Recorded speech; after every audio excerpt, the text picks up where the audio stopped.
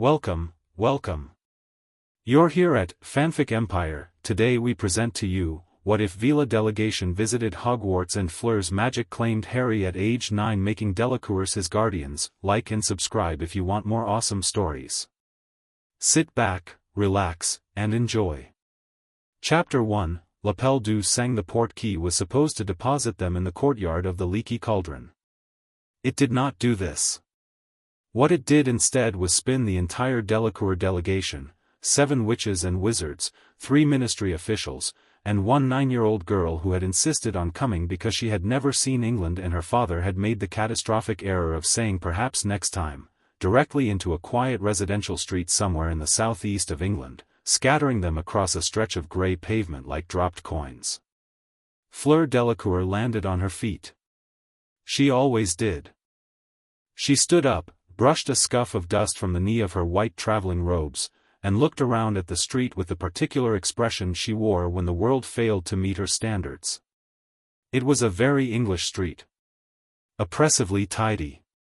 Every lawn precisely the same shade of defeated green, every car the same flavor of beige, every curtain twitching in a way that suggested the residents had nothing better to do than monitor each other's business.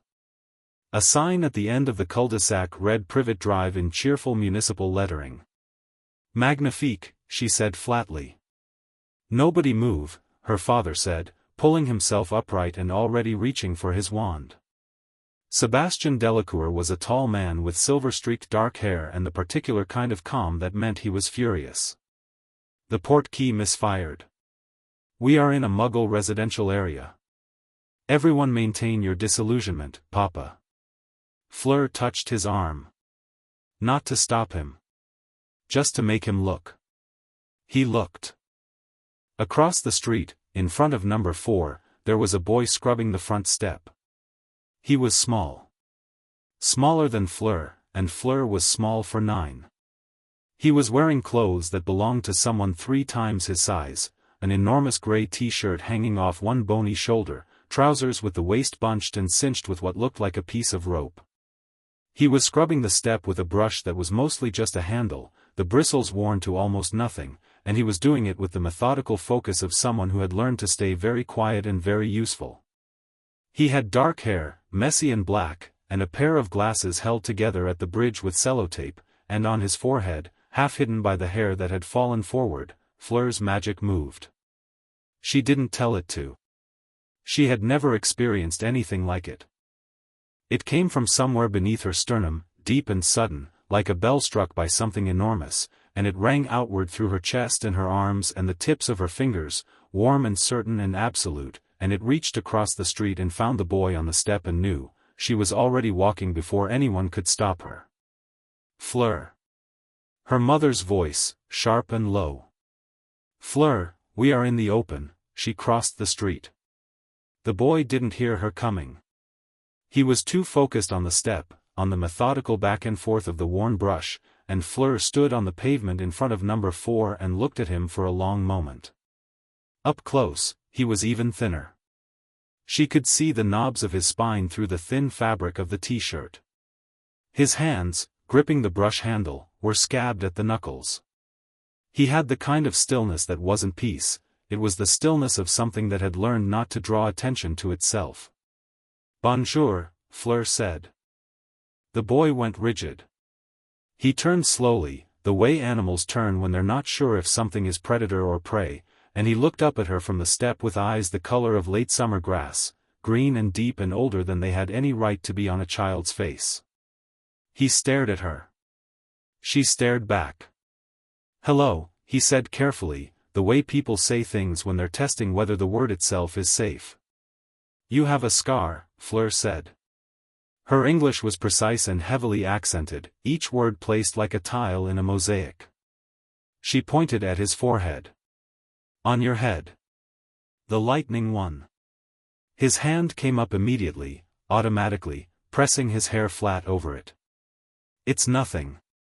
It is not nothing. She said it without judgment, just certainty. What is your name? Another test. She could see him running calculations behind those green eyes, whether to answer, whether to lie, whether to run back inside. "Harry," he said finally. "Harry Potter." And there it was again, that deep bell ring of recognition, so strong this time that she actually put her hand on the garden gate to steady herself. Her magic was practically singing. She had read about L'Appel du Sang in one of her mother's old books, buried in the library at their house in Orleans, a slim volume of Veela tradition and history that she had found at age 7 and devoured in 2 days. She had thought it was legend. She let go of the gate. She straightened up. She was 9 years old and she had never been more certain of anything. "My name is Fleur Delacours," she said. "I think you need to come with me." Behind her, she heard her father say, very quietly, "Mon Dieu." The inside of number 4 was exactly what the outside promised, aggressively normal, surfaces wiped to a dull shine, artificial flowers in a vase that had never held anything living. A large woman appeared from the kitchen when the front door opened, already composing her face into an expression of neighborly welcome, and then she saw the group of people standing in her hallway and the expression collapsed entirely.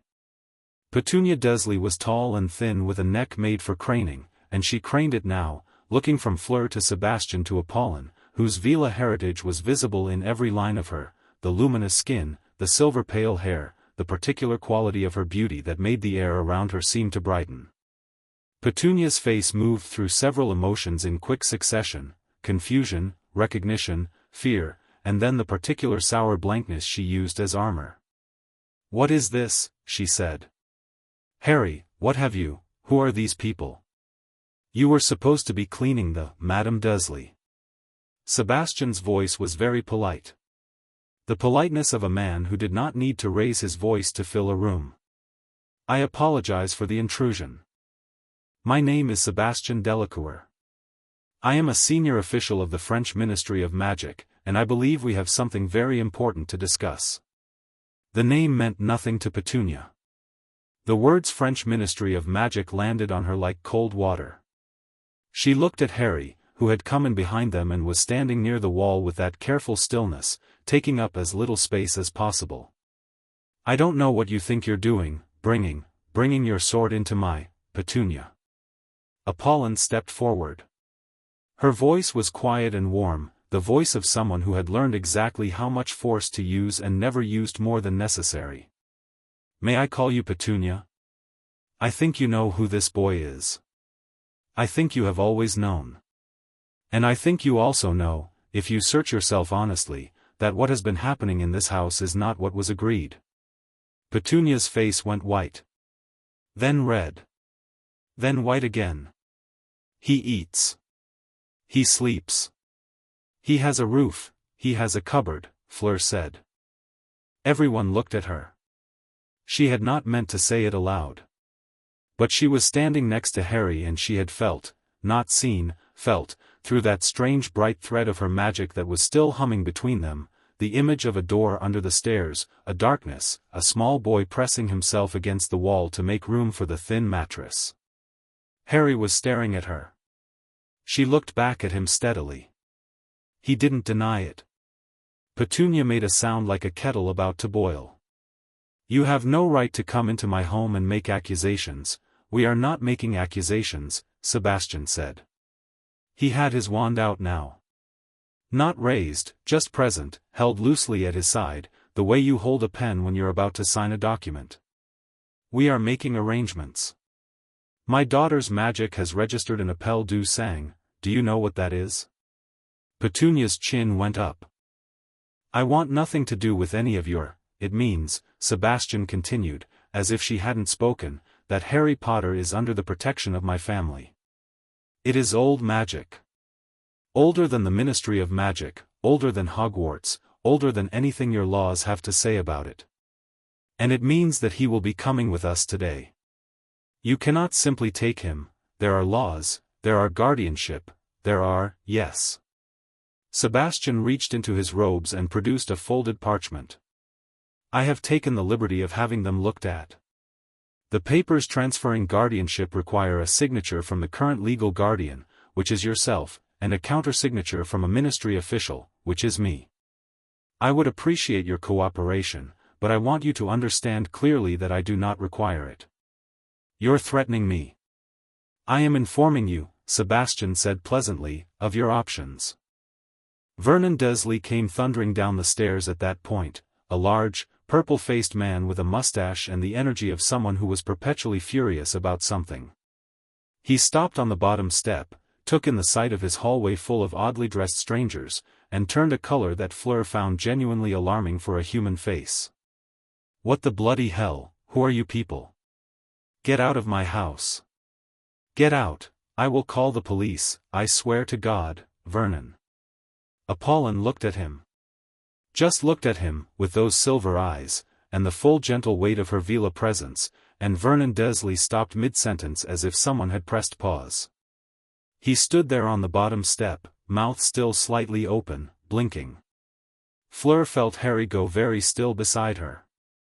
She glanced at him. He was watching Vernon with an expression she couldn't quite read, not fear, not satisfaction, something more complicated. Like someone watching a storm through glass, knowing they don't have to be in it anymore. Harry, she said quietly, just for him. Do you want to go?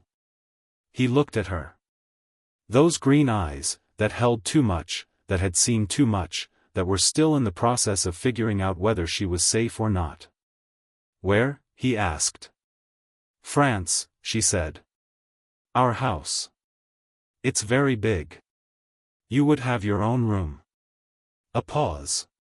She watched him weigh it, the familiar prison against the unknown offer, the instinct of something that has been hurt before not to trust the thing that's holding the door open. I don't have anything to pack, he said finally. That's fine, she said. We will get you things. Something in his face changed. Not much. Not a smile, not yet. But something opened, just a crack.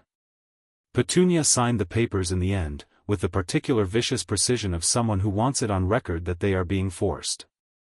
Vernon had been gently encouraged to go and sit in the kitchen by Apollon, where he was currently drinking tea and looking confused about why he felt so calm. Two of the ministry officials began the process of alerting the British ministry to the change in circumstances, which Fleur knew was going to cause problems, but those were her father's problems and he was very good at problems. She went upstairs with Harry to find his things. There was almost nothing. A single drawer in the smallest bedroom with 2 sets of clothes, both enormous, both clearly cast-offs from the boy she'd seen downstairs, with Dudley written in permanent marker inside the waistband. A pair of socks. A broken toy car that Harry picked up, looked at, and put back down without taking it. You can bring it, Fleur said. I don't want it, he said. She watched him check the drawer one more time, out of habit, then close it. He didn't look around the room when they left. He walked out like he'd been waiting a long time to do it. On the landing, he stopped at the door under the stairs and opened it. Fleur looked inside. A thin mattress. A bare light bulb. A child's drawings tacked to the low wall, careful pencil drawings of things she didn't recognize, creatures, places, inventions, all drawn with extraordinary detail. The drawings of a mind that had needed somewhere to go. Harry reached in and took the drawings down, one by one, rolling them into a careful tube. He held them under his arm like they were the only things worth keeping. Okay, he said. I'm ready. The British ministry found out approximately 40 minutes later. Cornelius Fudge's representative arrived via Fleur at the local wizarding contact point, a chemist's shop in the nearby town that smelled of lavender and old parchment, and descended on the Delacours delegation with the energy of a man who had been sent to stop something and knew he was already too late. His name was Under-Secretary Perkins, and he had the harried, slightly damp look of a man who spent his life cleaning up other people's messes. You cannot simply remove Harry Potter from British soil, he said, for the 3rd time, because the first 2 times hadn't produced the effect he wanted. There are protocols, L'Appel du Sang is recognized by the International Confederation of Wizards under the Bruxelles Accord of 1832, Sebastian said, not looking up from the parchment he was annotating. Which Britain is a signatory to. Article 14, subsection 3. The child is under the protection of my family. I have the signed guardianship papers. I have the counter-signature of a ministry official, which is myself. I would be happy to send copies to Minister Fudge. Dumbledore will. Professor Dumbledore specifically placed that boy, Professor Dumbledore, Sebastian said, looking up for the first time, placed a child of 1 year old on a doorstep in November. He did not consult the child's extended family, or apparently anyone else about the nature of the arrangements, the adequacy of the household, or the provisions under which the child was living. He set down his pen. If Professor Dumbledore would like to discuss this, I am available. My associate at the French embassy will be happy to arrange a meeting at a time that suits everyone. Perkins opened and closed his mouth several times. The headmaster will not be pleased, he said finally. Non, Sebastian agreed. I don't imagine he will. Harry, who had been sitting in the corner of the chemist's shop eating a ham sandwich that Apollon had conjured with the focused generosity of someone who had immediately understood the situation, looked up at the exchange. He ate the sandwich carefully, like he was making sure to taste it. Fleur sat beside him. She had produced a book from somewhere, she was always producing books from somewhere, and was reading, but she kept watching him from the corner of her eye. Why did your magic do that? He asked, between bites. She considered the question. She could give him the explanation from her mother's book, the formal language of soul resonance and ancient compact, but looking at him, at this thin, careful, extraordinary boy eating a sandwich like it was the first good thing that had happened to him in a very long time, she decided on honesty instead. I don't entirely know, she said. The books say it happens when a Veela's magic recognizes someone who belongs with them. Not romantically, she added quickly, because she was 9 and he was 9 and she was aware that this already sounded strange. Like family. Like the magic said that one and would not be argued with. Harry considered this. He took another bite of his sandwich. Does it happen often? No, she said. Almost never. My grandmere had it happen once, with a girl in her village who had no one. She raised her as her own daughter. The girl became a very great herbologist. Oh, Harry said. You are not required to feel anything in particular about it, Fleur said, in the tone of someone who had thought carefully about what this child most needed to hear. You do not have to be grateful. You do not have to do anything except come with us and see if you like it. If you do not like it, we will find another arrangement. But I think you will like it. He looked at her for a long moment. You're very bossy, he said. Yes, she agreed, without apology. It is one of my best qualities. The corner of his mouth moved. Not quite a smile. But close. Dumbledore's letter arrived at the French ministry 3 days later, by which time Harry was already in Orleans, sleeping in a real bed in a room with a window that looked out over a garden, surrounded by the drawings he'd taken from Privet Drive, which Apollon had carefully mounted on the wall without being asked. The letter was gracious. It was also unmistakably the letter of a man who expected to be listened to.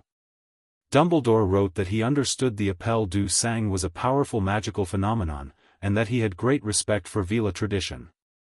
He wrote that he also had great concern for Harry's safety, and that the protections he had placed on the Dursley household, the blood wards, Lily Potter's sacrifice made into a physical shield, were of critical importance, and that removing Harry from that location had potentially serious consequences. He wrote that he trusted the Delacours would understand the urgency, and that he hoped Harry could be returned to Britain, perhaps to a new and more satisfactory arrangement, as soon as possible. Sebastian read the letter at his desk, with Apollon reading over his shoulder, and then he set it down. He knew, Apollon said. Not a question. He knew the boy was living in a cupboard, Sebastian said, or he had chosen not to look. Neither reflects well on him. He picked up his pen. The blood wards are real. He is not wrong about that. But there are other ways to maintain them. And the rest of it? Sebastian looked at the letter again. At the gracious, authoritative, gently insistent language of a man accustomed to having his concerns treated as commands. "I will write back," he said. "I will be very polite. I will explain that Harry is safe, and well, and that we will ensure the blood wards remain intact by, as the accord allows, having him spend 4 weeks per year in the proximity of his mother's family, which satisfies the magical requirement without requiring him to actually live with the Dursleys. He will push back. He will try." Sebastian folded the letter. "And then I will remind him, very politely, that Harry Potter is under the protection of my family, and that any attempt to forcibly remove him will be treated as an act of aggression against a French ministry official's family under Article 7 of the International Magical Cooperation Act." He smiled, and it was a smile that had won a significant number of negotiations. "I am very good at being polite." Apollon kissed the top of his head. "You are a wonderful man," she said. "I am a furious man," he said, "who has excellent manners." Harry had his first real nightmare in the Delacours house on the 3rd night. He woke up gasping, sat bolt upright in the real bed with the real pillow, and for several disorienting seconds couldn't understand where he was. The room was wrong, too big, too light from the moon through the window, the furniture wrong, the shadows wrong, and his heart was hammering and something was burning in his chest. The door opened and Fleur came in. She was wearing pajamas printed with small golden birds and her silver white hair was loose and tangled from sleep, and she was carrying a glass of water with the solemn efficiency of someone who had decided what was needed and gone to get it. "Here," she said, handing him the water. He took it. Drank. His hands weren't quite steady. She sat down on the end of his bed, cross-legged, and waited. She didn't ask what he'd dreamed. She didn't tell him it was fine. She just sat there, being present, which was somehow better than either. "How did you know I was awake?" he asked. "I felt it," she said, simply. "The appel. I can tell when you are distressed. I think I will be able to tell for a very long time. Perhaps always." "That's strange," he said. "Yes," she agreed. "But not bad strange." Outside, the garden was silver in the moonlight. There were fireflies, actual fireflies, bobbing in the dark between the lavender and the roses, which Harry had never seen before in his life. He watched them for a while, his breathing slowing. "Fleur," he said. "Why was I on that step?" he said. "Who decided I should be there?" She was quiet for a moment. She was 9 years old, and she was precocious and clever and knew more than most children her age, but this was still a complicated question. "Dumbledore," she said finally. "He is the headmaster of Hogwarts. He is considered very great. He believed you would be safe there." "He was wrong," Harry said. "Yes," Fleur said, with a certainty that was not cruel but was absolute. "He was wrong." Harry watched the fireflies. One came very close to the window, hovering in a small bright circuit just outside the glass, and his magic reached for it. He didn't know that's what he was doing, exactly, but he could feel something in his chest reach out with gentle curiosity, and the firefly drifted closer, pressing its small bright self against the glass. "Oh," Fleur breathed. "Did I do that?" Harry asked.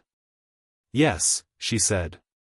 She was looking at him with an expression that was half wonder and half something else, something that looked like recognition.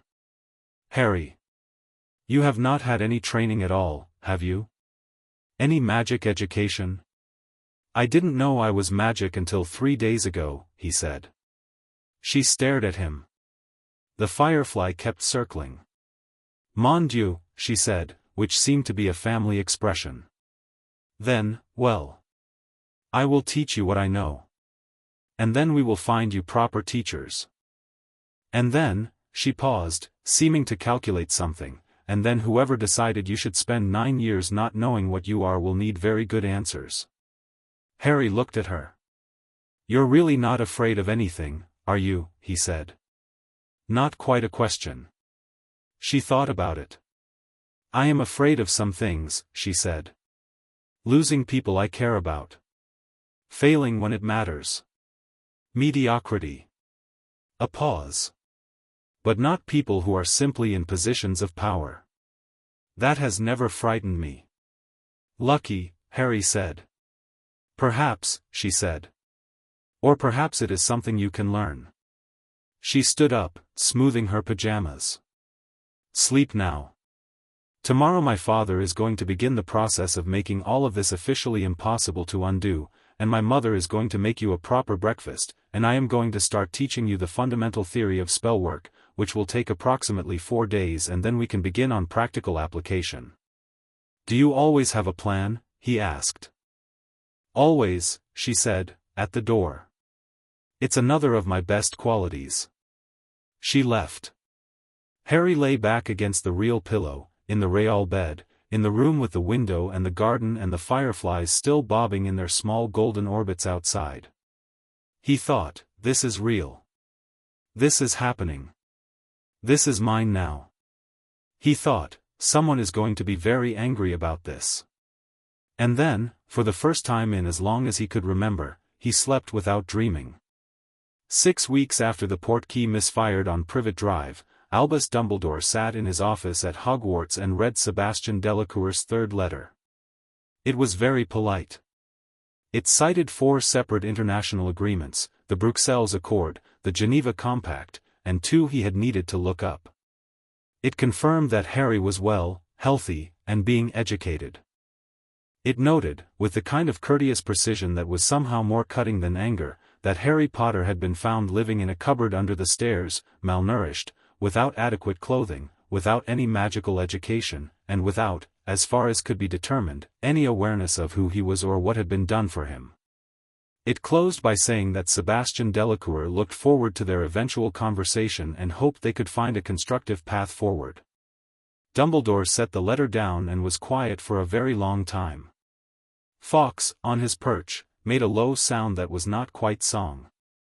The headmaster looked out the window at the grounds of Hogwarts, the lake, the castle, the structure of the world he had built and maintained, and bent his considerable intelligence toward protecting. He had made calculations. He had weighed costs. He had looked at the arithmetic of a war and decided that the boy who was the fulcrum point of it needed to grow up without knowing his own value, humble and ordinary and ready to sacrifice himself if it came to that. He had not thought enough about what it cost the boy. He was thinking about it now. The question was not whether he had been wrong. The question, and it was one he was not yet ready to answer, sitting in the blue autumn light of his office, was what he was going to do about it. Because Harry Potter was in France, growing up loved and powerful, and the war was still coming, and the calculus had changed in ways Dumbledore could not yet calculate. He reached for a fresh piece of parchment. He wrote, "Dear Sebastian, I believe it is time we met in person. I have much to answer for, and I think it is important that I begin." He paused, quill hovering. He added, "Please give Harry my regards. Tell him I am sorry." He folded the letter. He held it for a moment, feeling the weight of it, not the parchment but everything beneath it. Then he gave it to Fawkes to carry, because some things should be carried by something that understood the meaning of being reborn. The Delacour house in Orleans in autumn was golden and warm and smelled of lavender and whatever Apollon was cooking, which was always something extraordinary. Harry Potter, 9 years old and 4 weeks into his new life, sat at the kitchen table working through the exercises Fleur had set him: basic magical theory, the relationship between intent and result, the way emotion shapes a spell, with a concentration that reminded Apollon, very much, of her eldest daughter at the same age. He was not a fast reader. He had not been taught to read very well, and Apollon was quietly, methodically filling in all the gaps the Dursleys had left, but his comprehension was extraordinary. He didn't just read, he understood, made connections, asked questions that showed he had been thinking 3 steps ahead. And his raw magic was something she had rarely seen. It moved when he moved. It responded to his moods before he knew he was having them. The fireflies still came to the window every night. "Question," Harry said, without looking up from the book. "We," Apollon said, "from the stove." It says here that the strength of a spell depends on the clarity of the caster's intention.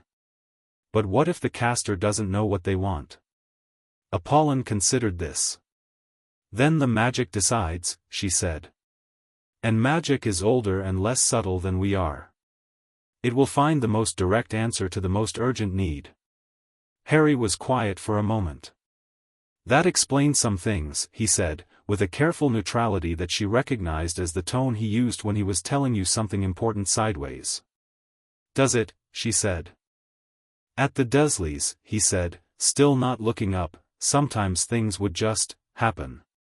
When Dudley was chasing me, or when Aunt Petunia was shouting, I'd end up somewhere else. Or something would break. Or once I was on the roof. The roof, Apollon said. I don't know how I got there, he said. But I wasn't sorry about it. She turned from the stove and looked at him, this small, extraordinary boy sitting at her kitchen table, reading about magic theory with the focused intensity of someone making up for lost time. She thought of all the years. She thought of the cupboard. Harry, she said. He looked up. None of that was your fault, she said. The things that happened when your magic moved without you, it was protecting you. It has always been protecting you. That is what magic does when it is left to itself. He held her gaze for a moment.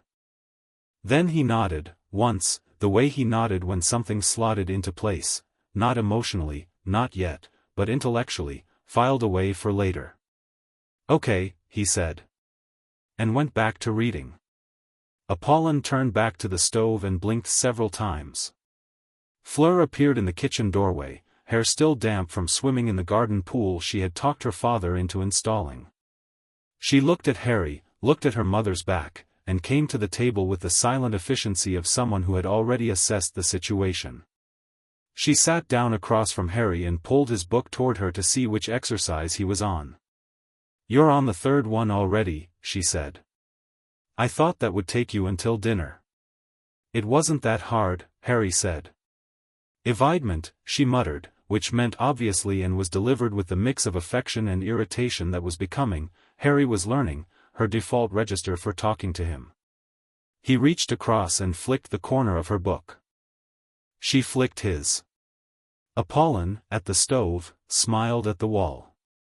Outside, the autumn light was golden on the garden, and the lavender was still in bloom, and a boy who had grown up in a cupboard was, incrementally and stubbornly and in no particular hurry, beginning to understand what it felt like to be home. Chapter 2, The Shape of a Family. The first time Harry produced a controlled spell, he set the kitchen table on fire. Not the whole table. Just one corner of it, a precise, neat little blaze, about the size of a dinner plate, that burned with a blue-white intensity that was absolutely not what he had been trying to do. He had been trying to levitate an apple. The apple was fine. The table was not. Fleur extinguished it with the efficiency of someone who had been anticipating exactly this outcome. She had positioned herself next to the water jug for a reason. Again, she said. Harry stared at the scorched table. I think I did something wrong. You did many things wrong, Fleur said, but none of them were the same thing, which is actually progress. Again. He looked at her. She looked back at him. He picked up another apple. They were 3 weeks into what Fleur called the fundamentals and what Harry privately thought of as Fleur telling him everything she knows as fast as possible while also making him do the dishes. It was not a formal curriculum. It was Fleur's brain, which was considerable and relentlessly organized, applied to the problem of a child with extraordinary untrained power, and it was working. Slowly, haltingly, with intermittent small fires, but working. The apple rose 6 inches off the table. Wobbled. Spun once. Then dropped. Better, Fleur said. That was better. It went up and came down instead of sideways. Yes, that is better. She made a note in the small leather notebook she carried everywhere, which Harry had started thinking of as the book of Harry's failings. The problem is you are forcing it. You push at the magic like it is a door you are trying to open with your shoulder. You need to, she paused, searching for the English, invite it. Ask it. The magic wants to move. You do not need to shove. That is a very strange sentence, Harry said. And yet it is correct. Try again. He tried again. The apple went up 8 inches.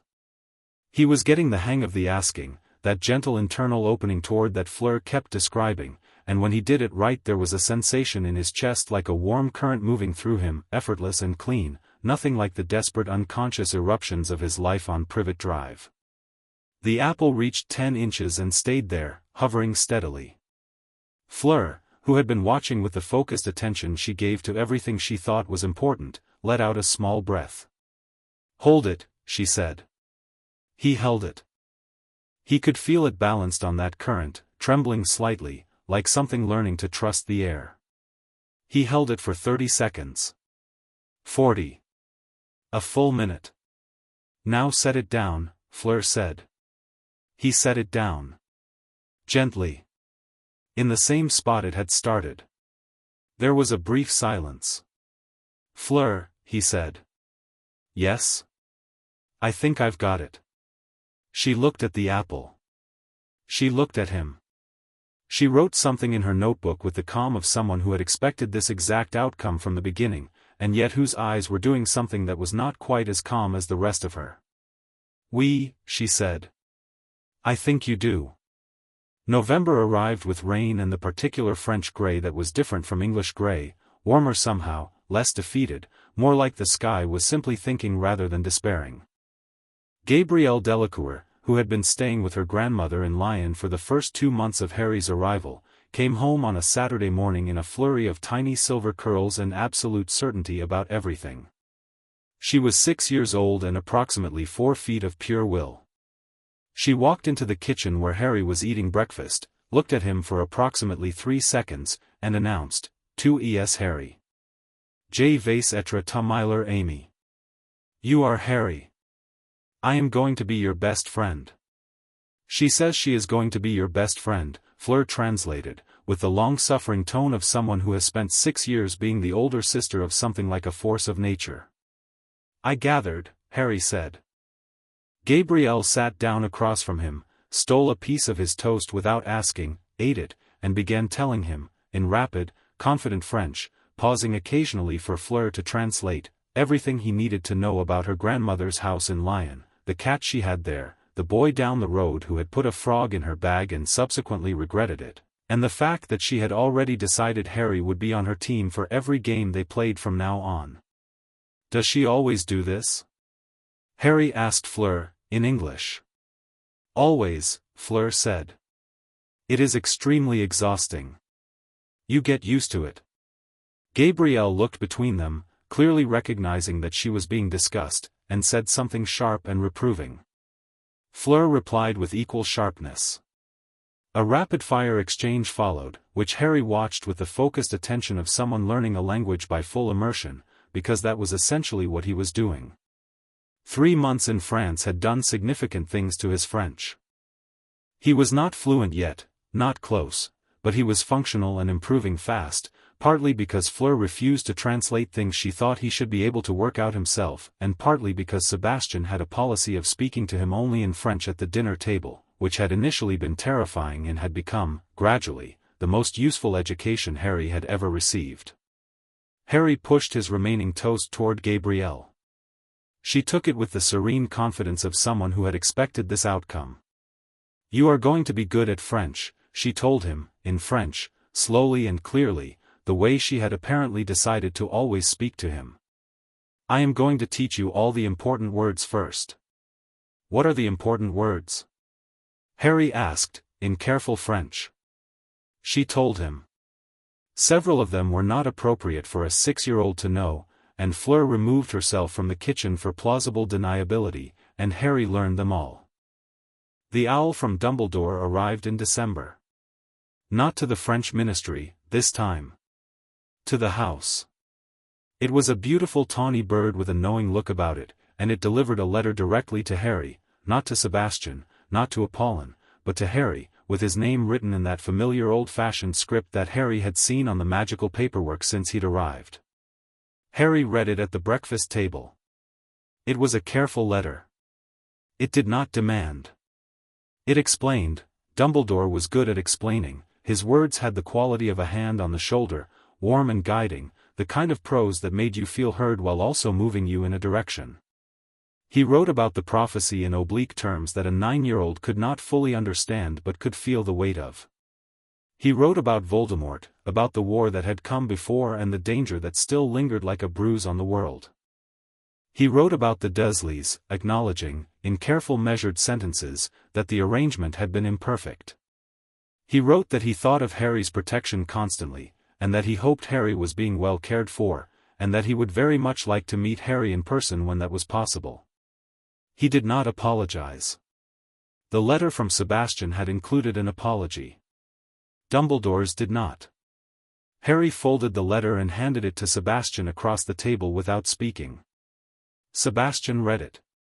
Passed it to Apollon. She read it, handed it back to Harry. "What do you think?" Sebastian asked. Harry had been in this house for 3 months. He was getting used to being asked what he thought.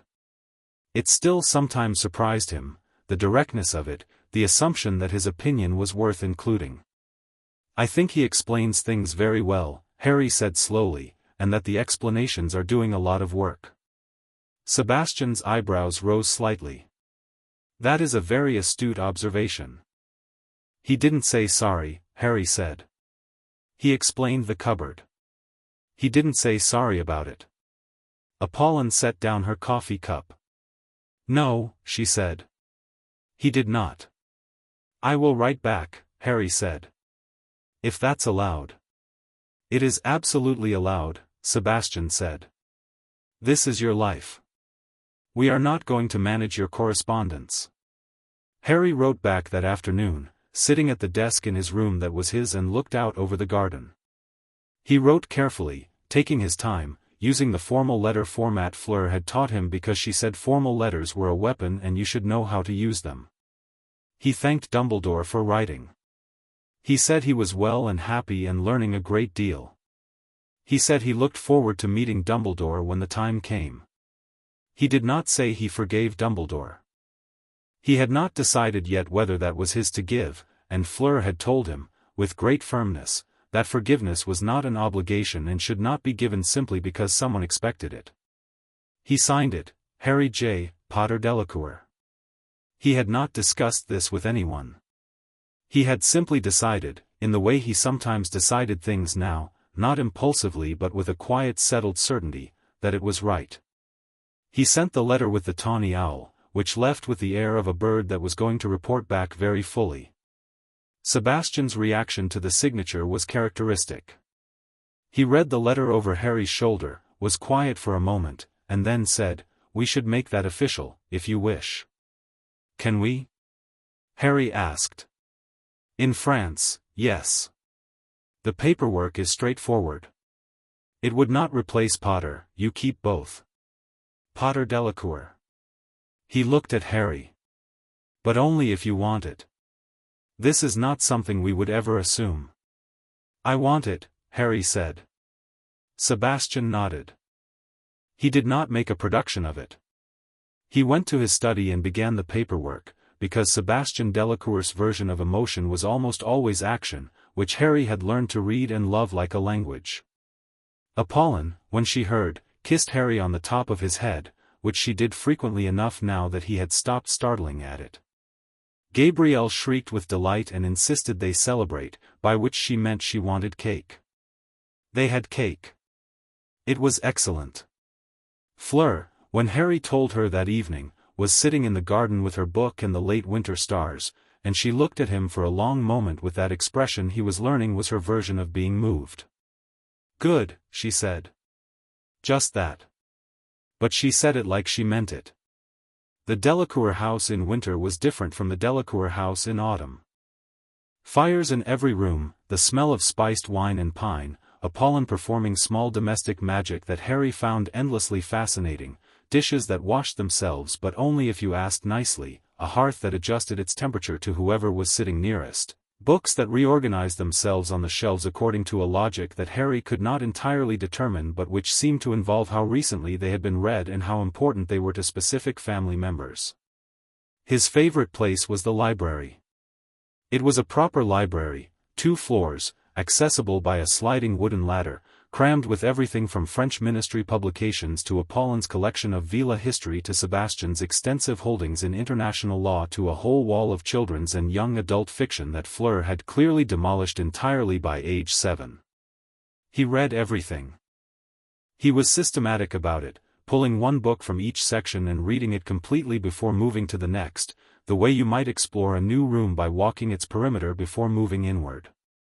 He read about magical history and found it full of gaps he was starting to learn to recognize as deliberate.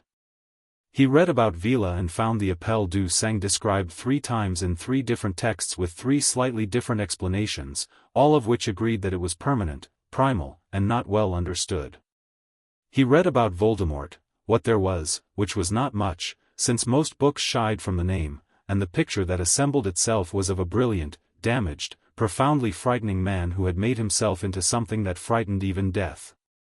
He read about Harry Potter, in a book he found tucked behind a potions text, which was some kind of unofficial wizarding history clearly written for popular consumption. The Boy Who Lived, it called him. It described the events of October 31, 1981, in breathless, reverential tones, turned Lily and James Potter into beautiful marble statues of heroism, and made Harry himself into a symbol, golden and untouchable and necessary. He sat with that for a while. Then he put the book back and didn't think about it, because he had learned, in 3 months of living in a house where his own thoughts were taken seriously, that there was a difference between processing something and living inside it, and he was not going to live inside it. He would use it. Later, when he understood more. He would figure out what it meant to be Harry Potter and what he was going to do with that. But not today.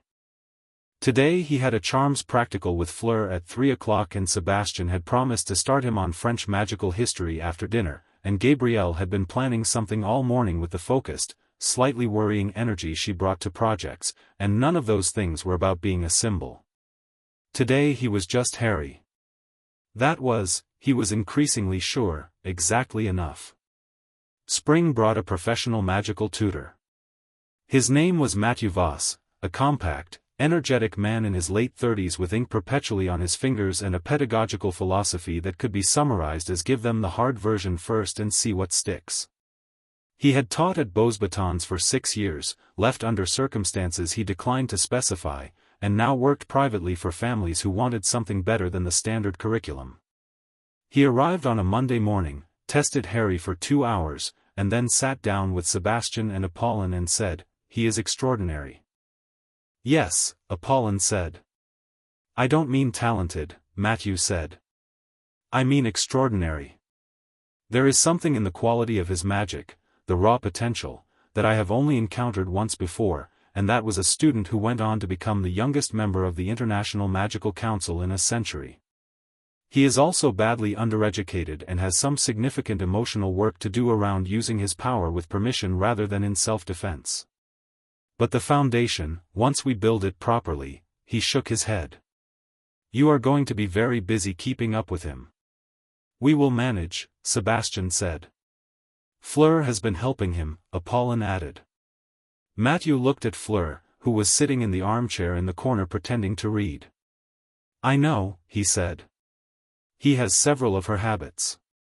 Including the tendency to analyze a problem from 4 directions before attempting to solve it, which she presumably told him was the correct approach."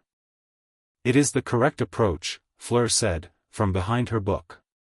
"Evidement," Matthew said, with the tone of someone who had been in rooms with precocious children before and was not remotely threatened by them. Harry took to Matthew in the way he took to most people who were direct with him, quickly and thoroughly. Matthew did not explain things twice unless asked, did not simplify unless necessary, and had a gift for connecting abstract theory to immediate practice that made magic feel like a living thing rather than a collection of rules. They worked 5 mornings a week through the spring. Transfiguration, charms, foundational potions, and what Matthew called magical instinct training, which was less formal and more like play, games that required Harry to use his magic intuitively, under time pressure, without conscious analysis. He was exceptional at the last one. His instinctive magic was fast and clean and sometimes surprised even him with what it did. In a targeting exercise where the goal was to redirect moving objects away from yourself, Harry did not redirect them, he stopped them entirely, all of them, 6 objects in midair, and held them there for 15 seconds while Matthew made notes with barely concealed excitement. "Did I do it wrong?" Harry asked. "You did it differently," Matthew said. "The exercise was designed to teach redirection because that is what most students can manage. You found a better solution." "I didn't think about it," Harry said. "I know," Matthew said. "That is the interesting part." Fleur, who had been watching from the doorway, came in and sat down. "He does that," she said, with the proprietary tone of someone reporting on a project they have been monitoring. "When he stops thinking, the magic is cleaner. It is when he analyses too much that it gets messy." "I'm right here," Harry said. "I know," both Fleur and Matthew said simultaneously, and then looked at each other with the mutual recognition of two people who have found an unexpected colleague. Harry rolled his eyes. The 6 suspended objects, which he had apparently forgotten he was holding, drifted gently to the floor. The owl from Hogwarts arrived in late June. Not the official letter, that wouldn't come for years yet. This was a personal letter from Dumbledore, the 3rd since December, and it followed a pattern that Harry had come to recognize, written with care, revealing small things while keeping larger things behind glass, always managing to feel like a conversation while actually being a very polished form of surveillance. Harry read it with Matthew present, which had become his habit, because Matthew was very good at identifying what a piece of writing was actually trying to do. "He wants to schedule a meeting," Harry said. "He does," Matthew agreed. "Note the phrasing. I think it would be beneficial for Harry to have the opportunity to ask questions in person. He presents it as being for your benefit. But it's for his," Harry said. "He wants to see you. Assess you. Understand what kind of person you are becoming." Matthew leaned back. "Which is not dishonest, he does genuinely care, I think. But the framing is strategic. Should I meet him?" Matthew thought about it. "Yes," he said. "But on your terms, not his. At a neutral location, with your family present, when you are ready. Not at Hogwarts, not without preparation. You are 9 years old and you are not under any obligation to be convenient for Albus Dumbledore." Harry wrote back that he would be happy to meet Dumbledore at the French Ministry offices in Paris, with his parents present, in September, which gave him 3 months to prepare, and also communicated, in the language of scheduling, that he was not at Dumbledore's disposal. Dumbledore agreed. His reply came quickly, and Harry read into the speed of it something he couldn't entirely name: eagerness, perhaps, or the particular focused attention of a chess player who has finally located a piece he has been looking for. He mentioned it to Fleur. She was immediately interested. "I want to come," she said. "It will be boring," Harry said. "Grown-ups talking." "I don't care. I want to see him." She set down her book. "I want to see what kind of man puts a child in a cupboard for strategic reasons." "He thought it was protective," Harry said. He had been thinking about this for months, turning it over, not to excuse it but to understand it, because he had decided that understanding people was more useful than simply being angry at them. "The two things are not mutually exclusive," Fleur said flatly. "No," Harry agreed. "They're not." Paris in September was gold and rain and the particular beautiful rudeness of a city that has nothing to prove. The French ministry was housed in the building it had occupied for 200 years, all polished marble and faintly glowing portraits of officials who had been important and knew it, and the meeting room Sebastian had reserved was large and formally arranged and subtly, distinctly on Sebastian's territory. Harry was 10 now. He had grown 3 inches in a year, filled out slightly from Apollin's cooking, and the glasses with the sellotape bridge had been replaced by new ones that actually fit his face. He wore the clothes Apollon had bought him, plain and well-made, the kind of clothes that said nothing about wanting to impress anyone. He had his drawings in a folder under his arm out of habit, though he hadn't brought them to show. Dumbledore was taller than Harry had expected. Ancient-looking, with the silver hair and beard and those half-moon glasses, but the thing that struck Harry first was the eyes, bright blue and, Harry suspected immediately, capable of seeing a great deal more than they were letting on. They looked at each other across the meeting room while Sebastian made introductions, and Harry felt, very clearly, the old man's magic reaching toward him with the reflexive assessment of someone who was used to reading people. He felt it encounter his own magic, and pause. Dumbledore blinked. Just once. But Harry caught it. "Harry," Dumbledore said. His voice was warm and measured, and Harry thought, everything about this man is measured. "It is a genuine pleasure to meet you." "Thank you for coming, Professor," Harry said, in the formal English register that meant he was being careful. "I appreciate you making the journey." "A beat." Dumbledore looked at him with an expression Harry couldn't entirely read, but which seemed to involve recalibration. "The pleasure is mine entirely," he said. "You look well." "I am well," Harry said. "I've been very well, since France." There it was. Harry hadn't meant it as an accusation, he'd meant it as information, but information could be both things at once, and he watched it land on Dumbledore with the precision of something aimed. Apollon made a small noise in her throat that might have been her suppressing a laugh. Fleur, beside Harry, was looking at Dumbledore with the cool interested attention of a scientist who has just introduced a variable and is waiting for the result. Dumbledore sat down. They all sat down. Tea appeared. Sebastian had arranged this, and for a while they talked about nothing in particular, Harry's studies, his languages, his plans for Hogwarts when the time came. Dumbledore asked good questions. He listened genuinely, which Harry respected. He also, Harry noticed, steered conversations with the subtle skill of a man who had been doing it for decades, each question positioned to produce specific information, each response building a picture. Harry answered truthfully, completely, and kept back exactly the things he wanted to keep back. After an hour, when the tea was finished and the formal pleasantries had run their course, Harry looked at Dumbledore and said, "Can I ask you something directly?" "Always," Dumbledore said. "Why a cupboard?" Harry said. A long silence. "Harry," Sebastian started. "It's fine," Harry said. I'm not upset. I want to understand." He looked at Dumbledore. "You are very intelligent. You must have known what the Dursleys were. You must have known it wasn't a good home. So why did you leave me there for 9 years and not check? Properly check, not just the blood wards?" Dumbledore was quiet for what felt like a long time. Outside, Paris rain ran down the windows. "Because I believed," Dumbledore said finally, "that hardship would make you humble. And that humility would make you willing to sacrifice yourself, if it came to that."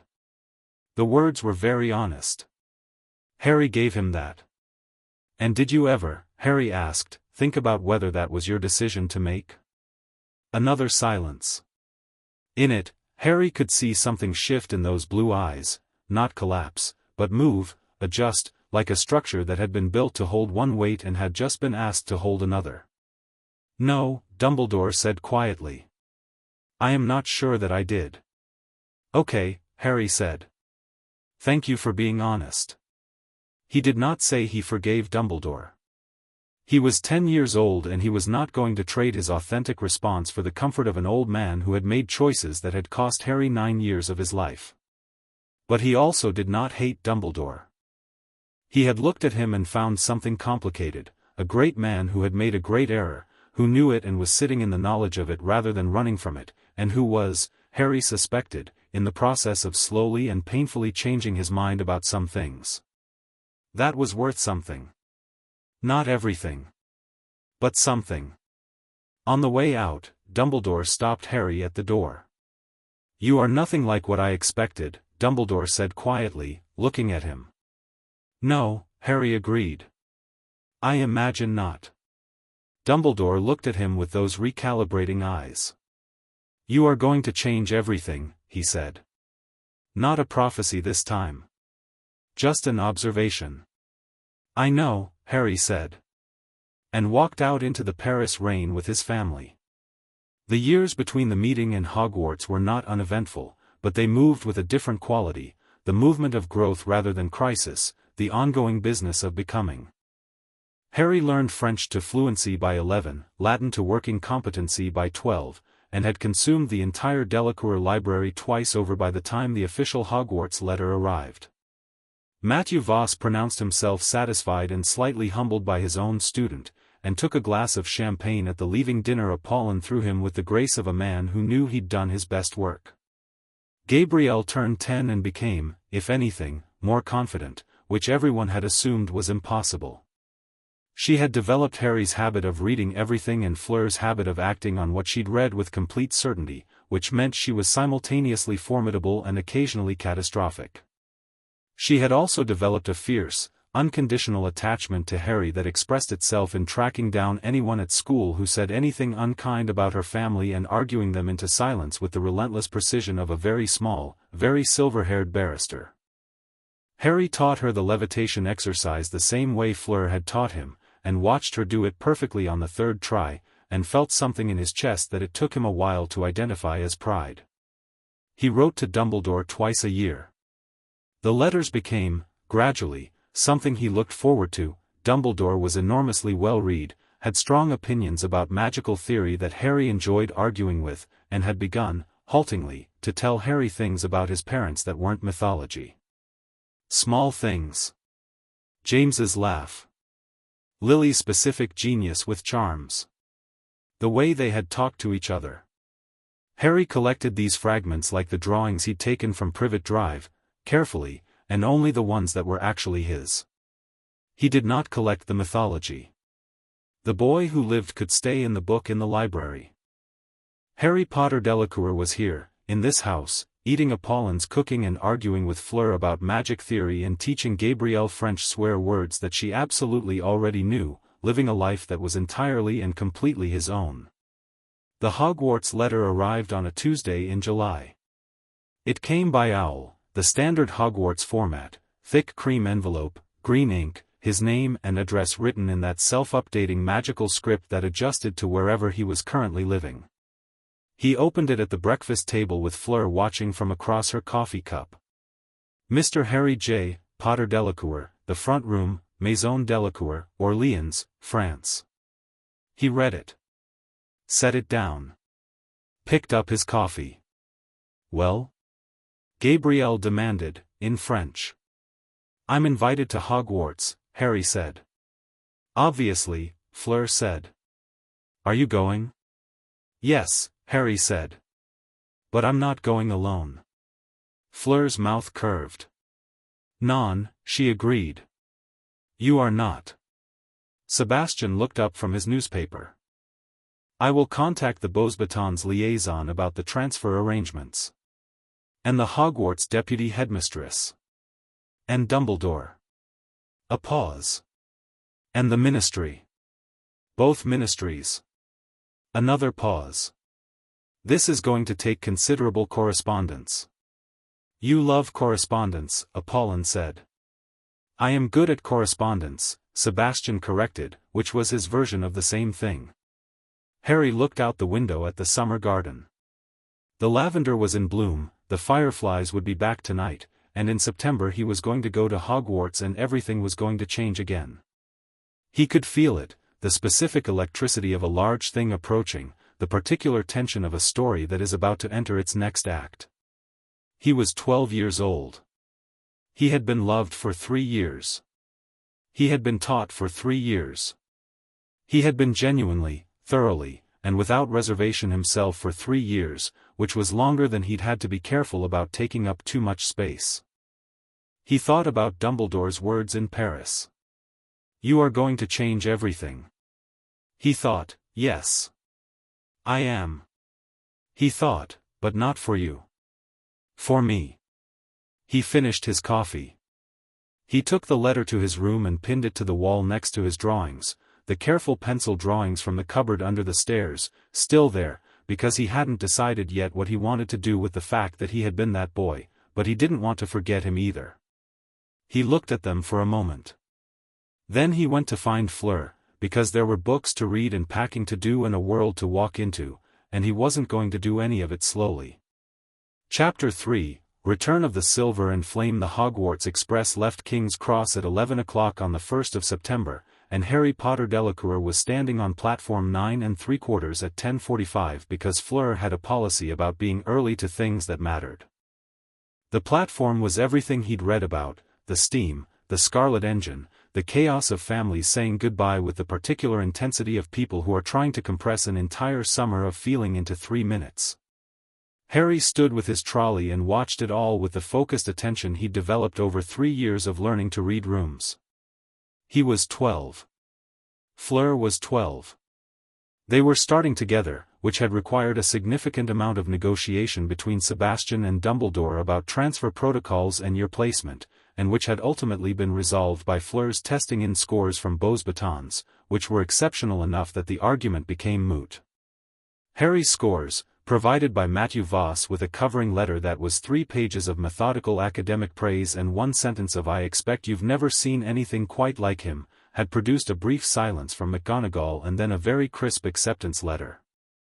The wizarding world had not known Harry was in France. This was going to become apparent quite quickly. "People are looking," Gabrielle said, from beside Harry's trolley, where she had stationed herself with the protective alertness of a very small guard dog. She was 11 and technically not supposed to be on the platform but had argued that she was saying goodbye to 2 members of her family simultaneously and Sebastian had decided the battle wasn't worth having. "Let them look," Harry said. He had known this was coming. The moment the wizarding world of Britain caught a glimpse of Harry Potter, the scar, the name, 3 years of rumor and absence, there was going to be a reaction. He had prepared for it the way he prepared for everything now, by understanding exactly what it was, what it wanted from him, and what he was and wasn't willing to give. The whispers started around 10:50. He heard his name move through the platform like a current of electricity. "Potter, that's Harry Potter, he's been missing, where has he been, is that really him?" And a dozen faces turned toward him with the particular expression of people encountering a legend in the flesh and discovering it doesn't match the picture they had. He was not what they'd expected. He wasn't the scrawny, overwhelmed child that the rumor mill had apparently decided he would be. He was 12 years old and stood like someone who was used to taking up space, wearing clothes that fit and carrying himself with the easy confidence of someone who had been taught, carefully and persistently, that he was worth taking seriously. He had his father's dark hair and his mother's green eyes and the lightning bolt scar on his forehead that every person on this platform had been told since childhood was the most important scar in wizarding history. He met the stares with polite, level calm and did not flinch. Beside him, Fleur was doing what Fleur did in public, which was exist with a quality of presence that made the space around her feel different. She had her mother's Veela heritage and her father's absolute composure, and the combination made her the kind of person that rooms reorganize themselves around. She was looking at the crowd with cool, interested eyes and had clearly already identified approximately 6 things she found irritating about the British wizarding world and was keeping them in reserve. "There," she said quietly, pointing. Harry followed her gaze. A family near the barrier, red-haired, numerous, cheerful, chaotic in the way of people who have been through this enough times that the stress has become comfortable. A woman with a kind face and an anxious energy, herding what appeared to be several children toward the train. 2 who might be twins. A tall one already aboard. A small girl. And a boy about Harry's age with a long nose and a slightly battered trunk, looking around the platform with the wide-eyed expression of someone doing something for the first time. "Weasleys," Harry said. He'd done his reading. "Yes." Fleur looked at the boy. "Ronald is in your year." "I know." Harry had read everything Sebastian could find about Hogwarts' current students and staff. "His brothers are Fred and George, third year, known for pranks and general chaos. His sister Ginny isn't old enough yet. His brother Percy is a prefect. His father works in the misuse of Muggle artifacts office. You are very prepared, Fleur said. I learned from you. She allowed this as a compliment, which it was. What about Granger? Muggle-born, top of every test she's ever taken, reads everything, terrifyingly well prepared for a first year. She's going to be either my best ally or my most persistent competitor and possibly both. And Malfoy? Harry's expression didn't change. Draco Malfoy is the son of Lucius Malfoy, who was a Death Eater who claimed the Imperious Curse, which the Ministry accepted despite significant evidence to the contrary. He is going to walk up to me within the next 5 minutes and say something designed to establish social hierarchy. A pause. And I am going to be very polite about disappointing him. Fleur made a small sound that was entirely a laugh dressed up as something else. Mon ami, Gabrielle said, tugging Harry's sleeve and pointing, with the directional confidence of someone who has already located the threat. A boy with white blonde hair and expensive robes was crossing the platform with 2 large companions and an expression of ownership. He had clearly been pointed toward Harry by someone and was approaching with the energy of someone who expected this interaction to go a specific way. Malfoy stopped in front of Harry. He looked him up and down. His eyes moved to the scar, then to Fleur, and there was the brief pause that most people had around Fleur, the one where Veela heritage registered before the brain caught up, and then back to Harry. Harry Potter, he said. I've heard a lot about you. Have you? Harry said pleasantly. You've been in France. It was said with the particular English intonation that made France sound like a minor scandal. I have, Harry agreed. It was excellent. Malfoy's eyes slid to Fleur again. Delacours. Your father works in the French ministry. He does, Fleur said, with the serene indifference of someone who has already assessed you and found you unremarkable. My father knows your father, Malfoy said. I imagine he does, Fleur said. My father knows a great many people. There was a beat. Malfoy had clearly prepared for several versions of this interaction and was finding that none of them were loading correctly. He turned back to Harry with the slightly recalibrated energy of someone switching strategies. Well. I suppose you don't know much about Hogwarts, having been away. I could show you around. Help you understand how things work here. Harry looked at him for a moment. He thought about Matthew's sessions on reading intent. He thought about Sebastian's sessions on the particular language of social power. He thought about the fact that this boy, for all his posturing, was 12 years old and performing confidence rather than having it.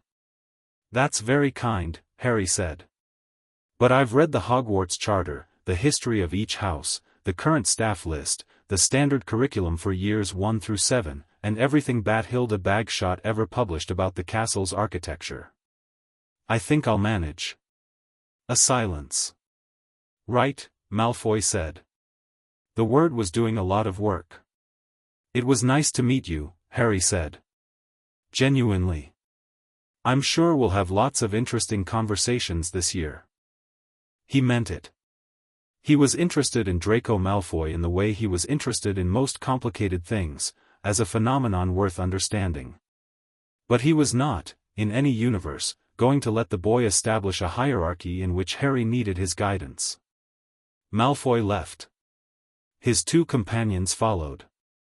Harry watched them go. Bien fait, Fleur murmured. He's not what I expected either, Harry said. More uncertain. The arrogance is trained, not natural. Most arrogance is, Fleur said. That's what makes it so tiresome. Gabrielle had watched the entire exchange with the focused attention of someone taking notes. I don't like him, she announced, in French. You don't have to, Harry said. Get on the train, Gabby. You're not supposed to be here. I wanted to say goodbye properly. You said goodbye 4 times this morning. That was not enough times. She threw her arms around him with the total physical commitment she brought to everything, and Harry hugged her back, and then she did the same to Fleur, who tolerated it with the long-practiced expression of an older sister, and then she looked at them both with those fierce Delacour eyes and said, in French, "Don't let anyone be horrible to you. And if they try, tell me. I have plans." "You are 11 years old," Fleur said. "I am aware," Gabrielle said, and disappeared into the crowd. Harry watched her go. Then he picked up his trunk and followed Fleur toward the train, and the platform noise rose around them, his name still moving through it like a current, and he walked through it like it was weather. The sorting was the part Harry had been least certain about. He understood the mechanics. He had read about the sorting hat at length, had theoretical understanding of each house's attributes, had read histories of notable alumni and cross-referenced them with house affiliations to develop a picture of what each house actually produced versus what the founding mythology claimed. He had thoughts about which house suited him, and he was curious whether the hat would agree. What he had not entirely prepared for was walking into the great hall. It hit him first as light, the thousands of candles, the night sky overhead, the 4 long tables and the hundreds of faces turned toward the doors where the first years clustered, and the quality of the attention, because the great hall of Hogwarts, when it was full and lit and waiting, had a specific quality of collective magic that was unlike anything he had encountered in France. Old and deep and layered with centuries of intent, the walls of the castle humming with it. Harry stopped walking. Fleur bumped into him from behind. "Harry." "Sorry," he said, and kept moving. But he had felt it, the castle's magic reaching toward him with the particular curious quality of something ancient encountering something it recognized but couldn't quite place. Hogwarts knew him. He was almost certain of it. The Great Hall's reaction to the first years was the usual mixture of welcoming noise and interhouse competitive indifference, until Professor McGonagall began the roll call and got to the P.S. Parkinson, Pansy. Slytherin. Patil, Padma. Ravenclaw. Patil, Parvati. Gryffindor. Potter Delacour, Harry. The Great Hall went entirely silent. Not the polite quiet of an audience listening. The sudden, dropped silence of a space in which every person has had the same thought simultaneously. Harry walked forward from the group of waiting first years with the same unhurried pace he'd crossed the platform with, and 400 students and 8 staff members watched him sit on the stool and place the sorting hat on his head with the combined focus of people who had been waiting for this moment for 11 years and were now getting something slightly different from what they'd imagined. Inside the hat it was dark, and there was a presence, ancient, amused, tremendously tired. "Well," it said, "here you are at last. I've been waiting." "Have you?" Harry thought back. "I have indeed. You were supposed to come through these doors 11 years ago, give or take. You are, considerably different from what was anticipated." A pause, and Harry felt the hat moving through his mind with the ease of something that had done this 10,000 times. "France has been good to you. The Delacours have been good to you. And this, the Veela bond, the claimed magic, oh, that is interesting. I haven't felt that in a very long time. Where do I go?" Harry thought. "Where do you think?" Harry considered it honestly. Ravenclaw would suit the part of me that needs to understand everything. Hufflepuff would suit the part that believes work matters more than talent. Slytherin would suit the part that thinks about strategy before acting. A pause. "But I think I'm a Gryffindor. I think the thing that makes me move is the same thing that made my mother step in front of a curse for me. I think it's always been courage." "Not just courage," the hat said. "The willingness to be fully yourself, regardless of who that inconveniences. That is the truest kind." Another pause. "Yes. I know where you go." "Gryffindor," the hat bellowed. The Gryffindor table erupted. It was the loudest response Harry had heard all evening, students standing, upper years who had heard the name and were now seeing the boy, the twins he'd identified as Fred and George Weasley performing some kind of synchronized celebration that involved their forks. The other tables were doing the quieter, more complex calculation of what it meant that Harry Potter had come back from wherever he'd been, had a hyphenated name now, and had just walked into the sorting with the calm of someone who had already figured out the room. Harry sat down at the Gryffindor table. The twins immediately flanked him. "Harry Potter," said one. "The genuine article," said the other. "We had a bet," said the first. "Which house?" explained the second. "I said Gryffindor," said the first. "I said Slytherin," said the second. On account of the whole mysterious absence and the slightly terrifying composure. "Terrifying composure is not a Slytherin exclusive," Harry said. The twins looked at each other. "He's going to be fantastic," said one. "Truly," agreed the other. Back at the front of the hall, Professor McGonagall was continuing the roll call. Delacours, Fleur. Another silence, this one with a different quality, recognition rather than mythology. Fleur walked to the stool with her chin up and her silver hair catching the candlelight, and several students at every table were leaning toward their neighbors with that instinctive Veela response, that unconscious forward tilt towards something luminous, and Fleur appeared to be comprehensively uninterested. She placed the hat on her head. It deliberated for approximately 4 seconds. "Gryffindor." Harry moved along the bench. She sat beside him. "How was it?" he asked. "It tried to put me in Ravenclaw," she said. "I told it I disagreed." "You argued with the sorting hat." "I had good reasons." "And it listened?" "Of course it listened." She arranged her robes. "I made excellent points." Ron Weasley, who had been sorted into Gryffindor 5 names earlier and was sitting across from them, was staring at Fleur with an expression that Harry recognized as the standard unguarded response to Veela proximity. He caught himself, turned red, and very deliberately looked at his plate. "I'm Ron," he said, to his plate. "Harry," Harry said. "This is Fleur." "I know who you are," Ron said, to his plate. Then, to Fleur, I know, sorry, I wasn't," he stopped. "Tried again." "I'm Ron Weasley." "I know," Fleur said, not unkindly. "Harry mentioned you." Ron's head came up, slightly. "Did he? Good things?" "He said your brothers are amusing," Fleur said. "And that your father is interesting." "Dad?" Ron blinked. "Dad's brilliant but he's, yeah, okay." He seemed to recalibrate slightly, the Veela response fading enough for actual personality to come through. "Is it true you've been in France the whole time? Everyone's been talking about it." "Yes," Harry said. "And the French ministry were your guardians?" "The actual ministry?" "My family," Harry corrected. "Sebastian Delacours is my guardian, and Apollon Delacour, and Fleur and Gabrielle. The ministry connection is incidental." Ron processed this. "Right," he said.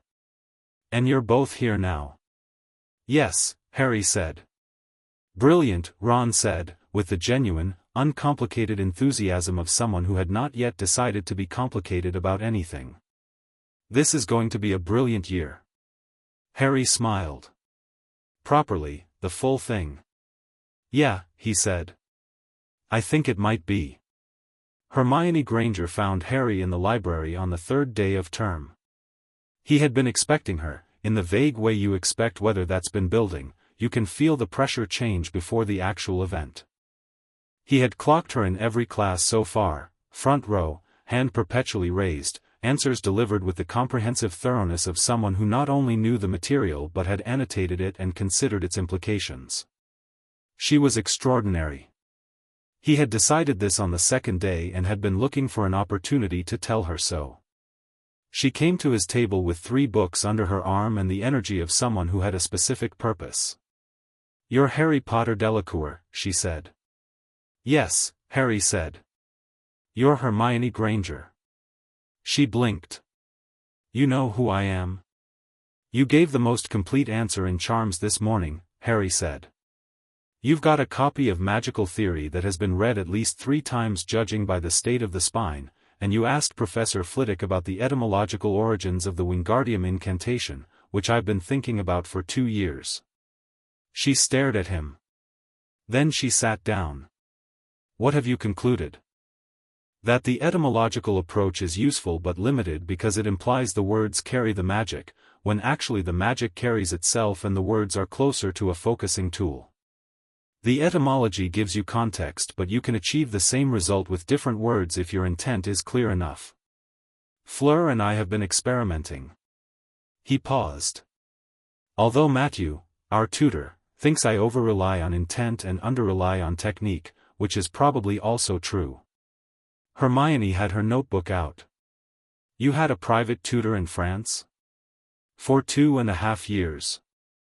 Matthew Voss, he was at Beaux Batons. Do you know his published work? I haven't read it. Is it good? Excellent. I'll lend you his paper on intent anchoring in transfiguration. It's the best thing I've read on the subject, and I think it contradicts about half of what Dumbledore published in 1962. She was looking at him with the expression of someone who had come into a conversation expecting one thing and found something considerably more interesting. You've read Dumbledore's published work? Most of it. Harry leaned back. He's brilliant. Also occasionally wrong in ways that are very instructive. You can just say that? About Dumbledore? Why wouldn't I? Harry said. He's a person who has published academic work. It's subject to critique like everything else. Being impressive doesn't make you infallible. A pause. I think, Hermione said carefully, that you might be the most prepared first year in Hogwarts history. Fleur is more prepared, Harry said immediately. Her transfiguration is better than mine and her potions instincts are extraordinary. I'm faster in practical application, she's more thorough in theory. You talk about her like she's a benchmark. She's my benchmark, Harry said. And my sister. Keeping up with her is the best education I've ever had. He looked at Hermione. You should talk to her. You're both doing the same thing, using preparation as a form of security. But her approach to charms is different from yours, and I think you'd find it interesting. Hermione considered this. Does she want people to talk to her? She seems like she doesn't care whether you talk to her or not, Harry said. That part is mostly true. But she respects people who are genuinely engaged with ideas. Go ask her about the Aguamenti paper she wrote last summer.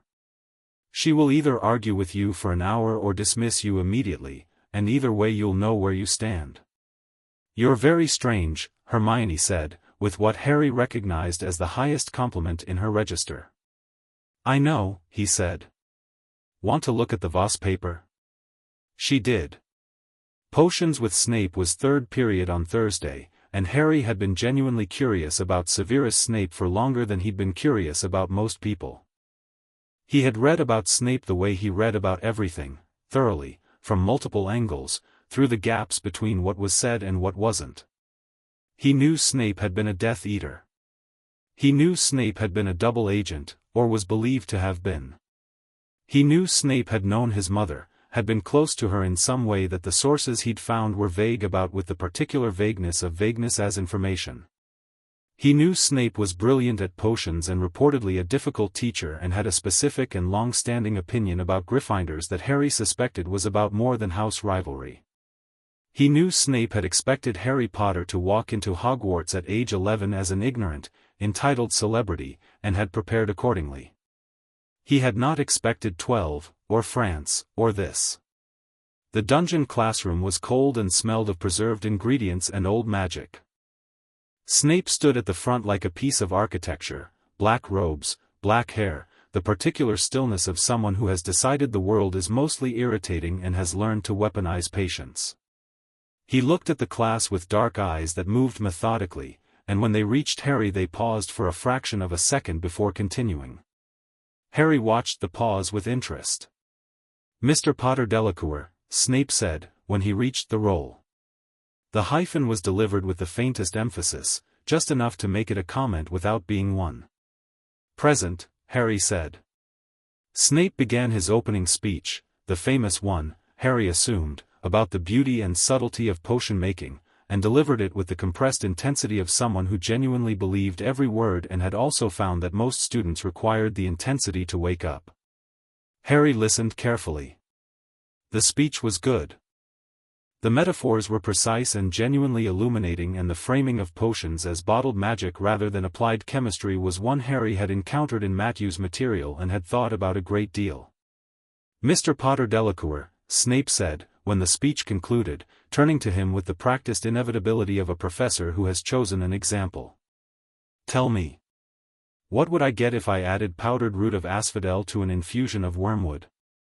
The class held its breath. Harry thought of Matthew's paper on soporific compounds. He thought of the afternoon in the Delacour library when he'd read through the standard first-year curriculum and found potions the most structurally interesting subject. He thought of Fleur, beside him, who he could feel not looking at him with great concentration. "Draught of living death," Harry said.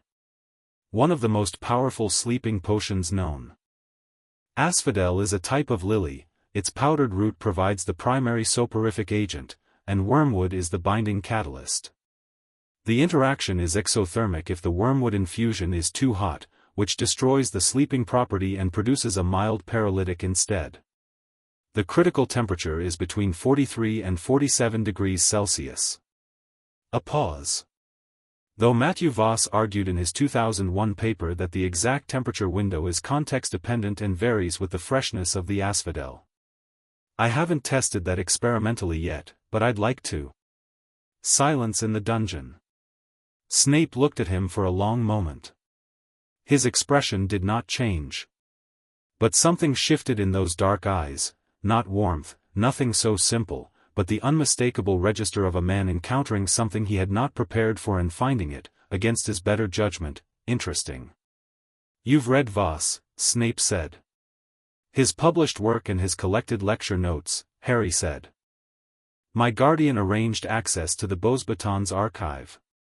I think his work on temperature dynamics is the most rigorous thing currently available on intermediate potions chemistry, though his section on stabilizing agents is weaker." Another silence. "We will return to that," Snape said, with the careful precision of someone marking a location on a map. He moved on through the roll.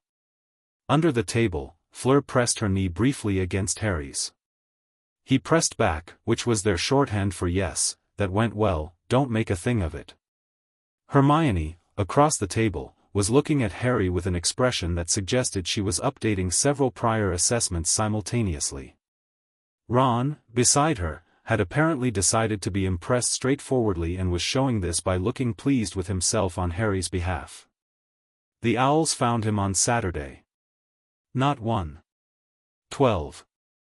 He was eating breakfast in the Great Hall when they descended from the morning owl delivery with the focused precision of a small organized air force, and the parcel they collectively carried was a copy of the Daily Prophet with his photo on the front page. He picked it up.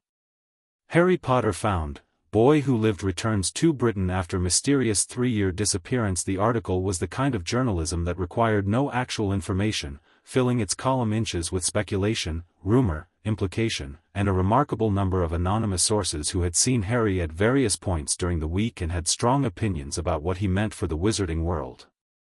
There was a photo, clearly taken on the platform on the 1st of September, somewhat distant, showing him walking with Fleur, his trunk, and an expression of polite calm that the article described as enigmatic. There was a sidebar from the Minister for Magic expressing his delight at Harry's return. There was a comment from an unnamed Hogwarts professor about his exceptional preparation. There was nothing from Harry himself, because nobody had asked Harry anything. He set the paper down and poured himself more pumpkin juice. The Great Hall was watching him read it. He could feel the attention, curious, complicated, a collective holding of breath to see how the legend would react to being written about. "They spelled Delacour wrong," Fleur said, from beside him. "Twice," Harry agreed. "Are you going to respond?" Hermione asked, from across the table. Not yet, Harry said. I'll let them build a picture first. It's always useful to know what story someone wants to tell about you before you decide what story to actually give them. That's quite calculating, Hermione said. Sebastian says that the media is a river, Harry said. You can fight the current or you can find a better path. Fighting it just makes you wet. Ron had been looking at the paper.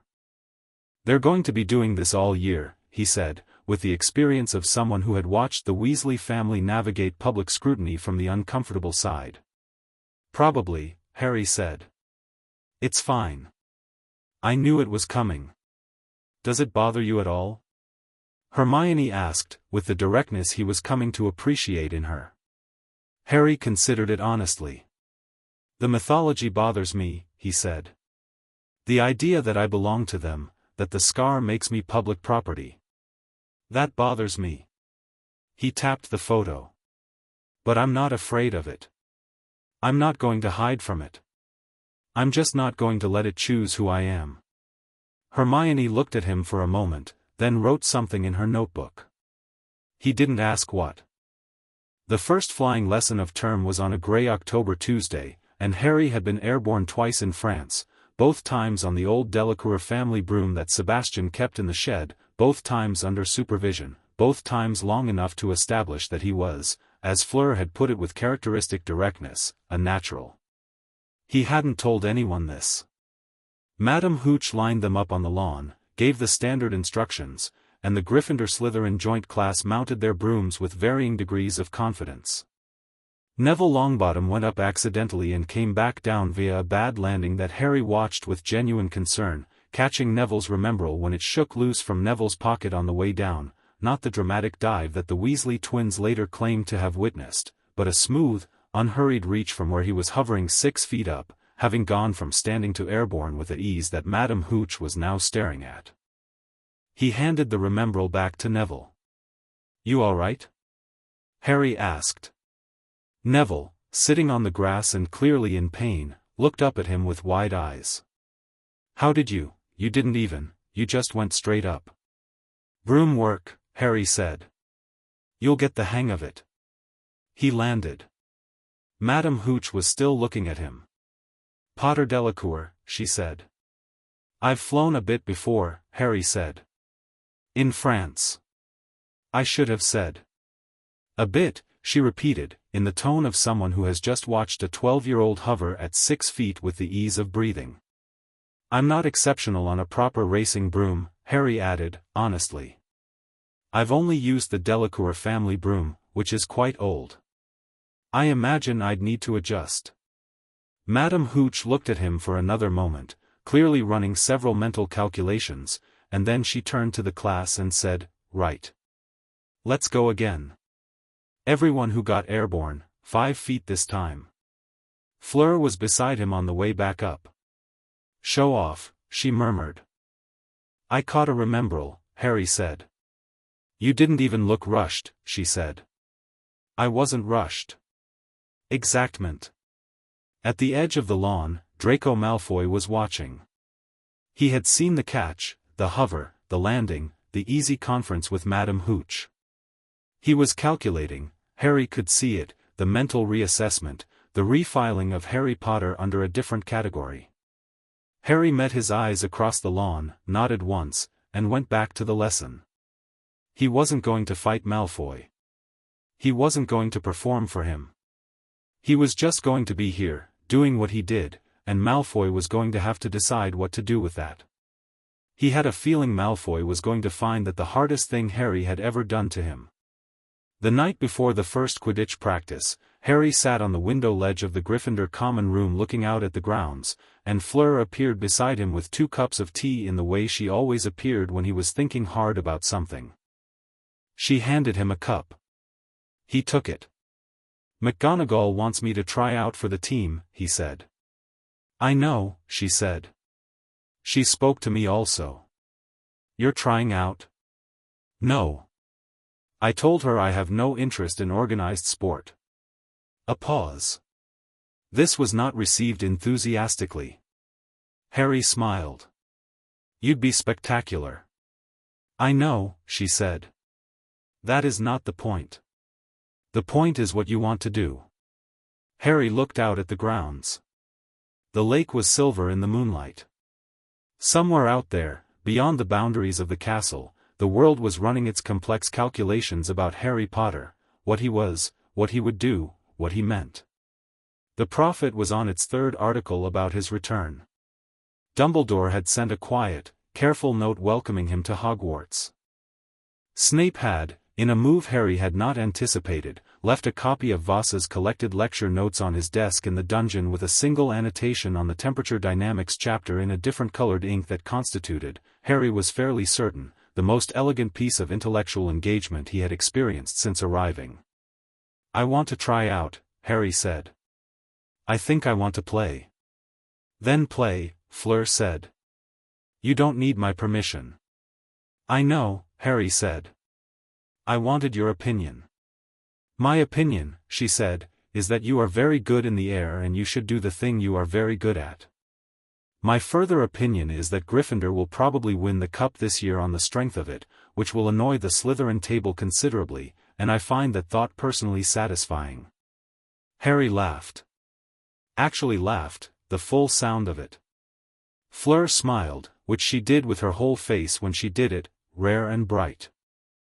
Below them in the common room, Ron and Hermione were arguing productively about something Harry couldn't hear, and Fred and George were doing something with a fanged frisbee that was going to get someone in trouble, and Neville was asleep in an armchair with his herbology textbook.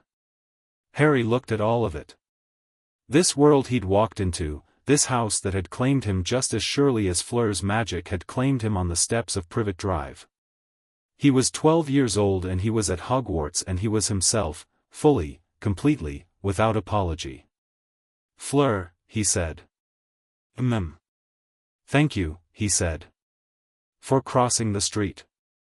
She was quiet for a moment. The moonlight was silver on the lake below and silver in her hair. "I did not choose it," she said. "The magic chose." "I know," Harry said. "But you came anyway." She looked at him. And in her expression was the thing that was always beneath their interactions, that foundational certainty, that deep bell tone that had rung across a street in Surrey 3 years ago, the knowledge that whatever happened from here, this was solid, this was real, this was not going away. "Yes," Fleur said softly. "I came anyway." Outside, the wind moved across the lake and the castle stood around them, old and full of magic, and Harry Potter Delacours sat at his window with his cup of tea and was, in every sense that mattered, exactly where he was supposed to be.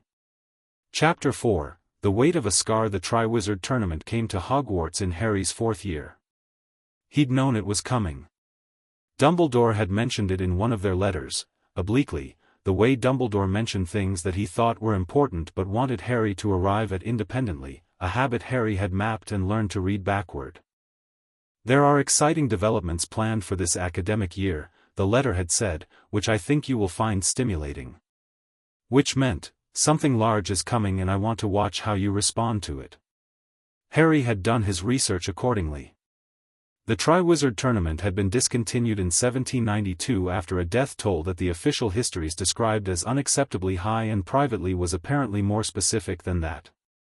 It had remained discontinued for 2 centuries, which meant its reinstatement was not a casual administrative decision. Someone had pushed for it. Someone with enough influence to move the International Confederation of Wizards and both the British and French ministries simultaneously. Harry had spent a productive afternoon in the Hogwarts Library's restricted section, which he'd had access to since 2nd year, when a quiet conversation with Madame Pants had established that he was a serious researcher who treated books with respect, mapping the political history of the tournament's reinstatement. The pressure had come from multiple directions, but the loudest voice in the available records belonged to a contingent of old-money British wizarding families who had been quietly building influence in the ministry since Voldemort's fall. He had told Fleur. She had told Sebastian. Sebastian had made 3 calls to the French ministry and written one very polite letter, and then had called Harry to say, in the careful tone he used when he was genuinely concerned, "Be careful this year. Not afraid. Careful." Harry had said yes and meant it.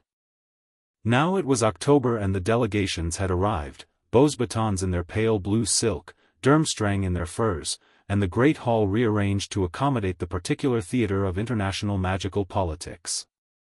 Harry sat at the Gryffindor table and watched the arrivals with Fleur on one side and Hermione on the other, and the three of them represented, he thought, a fairly complete coverage of any situation, Fleur for strategy, Hermione for information, himself for the part where someone needed to actually do something. Ron was beside Hermione. He had grown into himself over 4 years, the initial gawky uncertainty replaced by a genuine steadiness, the chess player's instinct for the board. He and Harry had become the kind of friends who didn't need to perform the friendship, which was the best kind. Beauxbatons entered first, and Harry scanned the delegation for familiar faces. Some of them he knew, he'd visited Beauxbatons twice with Fleur and had friends there. He caught the eye of Isabelle Marchetti, who gave him a small wave, and Theodore Beaumont, who nodded. Then Durmstrang, Victor Crumb at their head, walking with the quiet authority of someone who had been famous since he was 17 and had learned to carry it without breaking. Harry watched him with genuine interest. Crumb was extraordinary on a broom. Harry had seen him play twice in professional matches, and the man's ability to read a game was something that transcended pure athleticism. He caught Crumb's eye once across the hall and they exchanged the brief mutual acknowledgement of people who have been watching each other with respect. Dumbledore's announcement about the tournament was delivered with his characteristic ability to make important things sound like they were being explained for everyone's benefit while actually being aimed at specific people. Harry listened to all of it, the goblet of fire, the age restriction, the single champion per school, the eternal glory, and felt the specific unease of someone who is listening to a plan and can't quite identify which part of it is wrong. Age restriction, he thought. 17. He was 14. He told himself this was not relevant. The goblet of fire arrived in the entrance hall and the castle's energy changed around it, that particular charged quality that magic objects carry when they are old and intent and waiting. Students crowded the age line, speculating, submitting names, arguing about chances. Fred and George produced a aging potion with the confidence of people who were very good at one specific category of rule-breaking and needed to learn that categories have edges. Their spectacular failure produced white beards and enormous satisfaction for onlookers. Harry did not submit his name. He was 14 and ineligible and had no interest in competing for eternal glory, which had always sounded to him like the kind of phrase that conceals more than it reveals. He had spent a week observing the tournament preparations and feeling the specific unease sharpen into something more specific still, a sense of structural wrongness, of pieces arranged on a board in a pattern that had not been revealed yet. He talked to Fleur about it on the evening before the goblet was to select its champions. They were in the library, the good late-night corner that Madame Pants tolerated because they were quiet and treated the books correctly. Fleur was reading something in French, half her attention on the page and half on the middle distance, which meant she was thinking. "Someone is going to use it," Harry said. Fleur didn't ask what he meant. "The goblet. It's old magic. Binding magic. If someone put a name in there and it came out," he stopped. "The contract would be real regardless of how the name got in." Fleur set down her book. "You think someone is going to put your name in?" "I think," Harry said carefully, "that someone went to considerable trouble to bring a Death Eater-era dark magic artifact back into public use, under the cover of an international sporting event, in the specific year that Harry Potter returns to Hogwarts." A pause. "That might be coincidence." "It is not coincidence," Fleur said. "No," Harry agreed. "It is not. What do you want to do?" He had been thinking about this for days. The answer he kept arriving at was not the careful, strategic one, it was the simpler, more direct one, which was that he was not going to hide from whatever was coming, and he was not going to pretend he didn't know what it was, and he was absolutely not going to give whoever was arranging this the satisfaction of watching him scramble. "If my name comes out of that goblet," Harry said, "I compete. And I win. And then I figure out what's waiting at the end and I deal with that too." Fleur looked at him for a long moment. "You are not frightened?" I'm not frightened, he said. I just don't think the frightened part gets a vote. She was quiet for a moment. Then, if you compete, I compete. I will enter. You're 15. You're eligible. Yes, she said. And I am also not going to let you walk into whatever this is without backup that can actually keep up with you. She said it matter-of-factly, the way she said things that were not arguable. This is not a conversation. Harry looked at her. He thought about saying something about her not needing to, about this not being her fight. He thought about how spectacularly Fleur would receive that argument. Okay, he said. Good. She picked up her book. Now let me read. I want to finish this chapter before the selection. The goblet's fire turned white at 9 o'clock the next evening. The great hall was packed, the tension physical. Dumbledore stood at the front with the polished gravity of a man who had rehearsed for dramatic moments and considered this one of them. The delegations were assembled. The champions would be named. First, Victor Krum, from Durmstrang. He stood, expressionless, and sat back down with the composure of someone for whom being chosen was the expected outcome. Second, Fleur Delacours, from Beauxbatons. She rose from the Beauxbatons table, and Harry felt the appel du sang pulse once, a brief warmth, like a hand on his shoulder, and she walked to the front with her chin up and her silver hair bright in the goblet's light. The Beauxbatons delegation erupted. She glanced back at Harry once, and her expression said, I am exactly where I intended to be. Third, Cedric Diggory, from Hogwarts. Hufflepuff, 6th year, genuinely good person. Harry knew him from Quidditch and from the handful of conversations they'd had, and he felt something like gladness that if Hogwarts was going to have a champion, it was someone worth championing. The goblet's fire guttered. A fourth slip of paper spiraled out. Dumbledore caught it. Read it.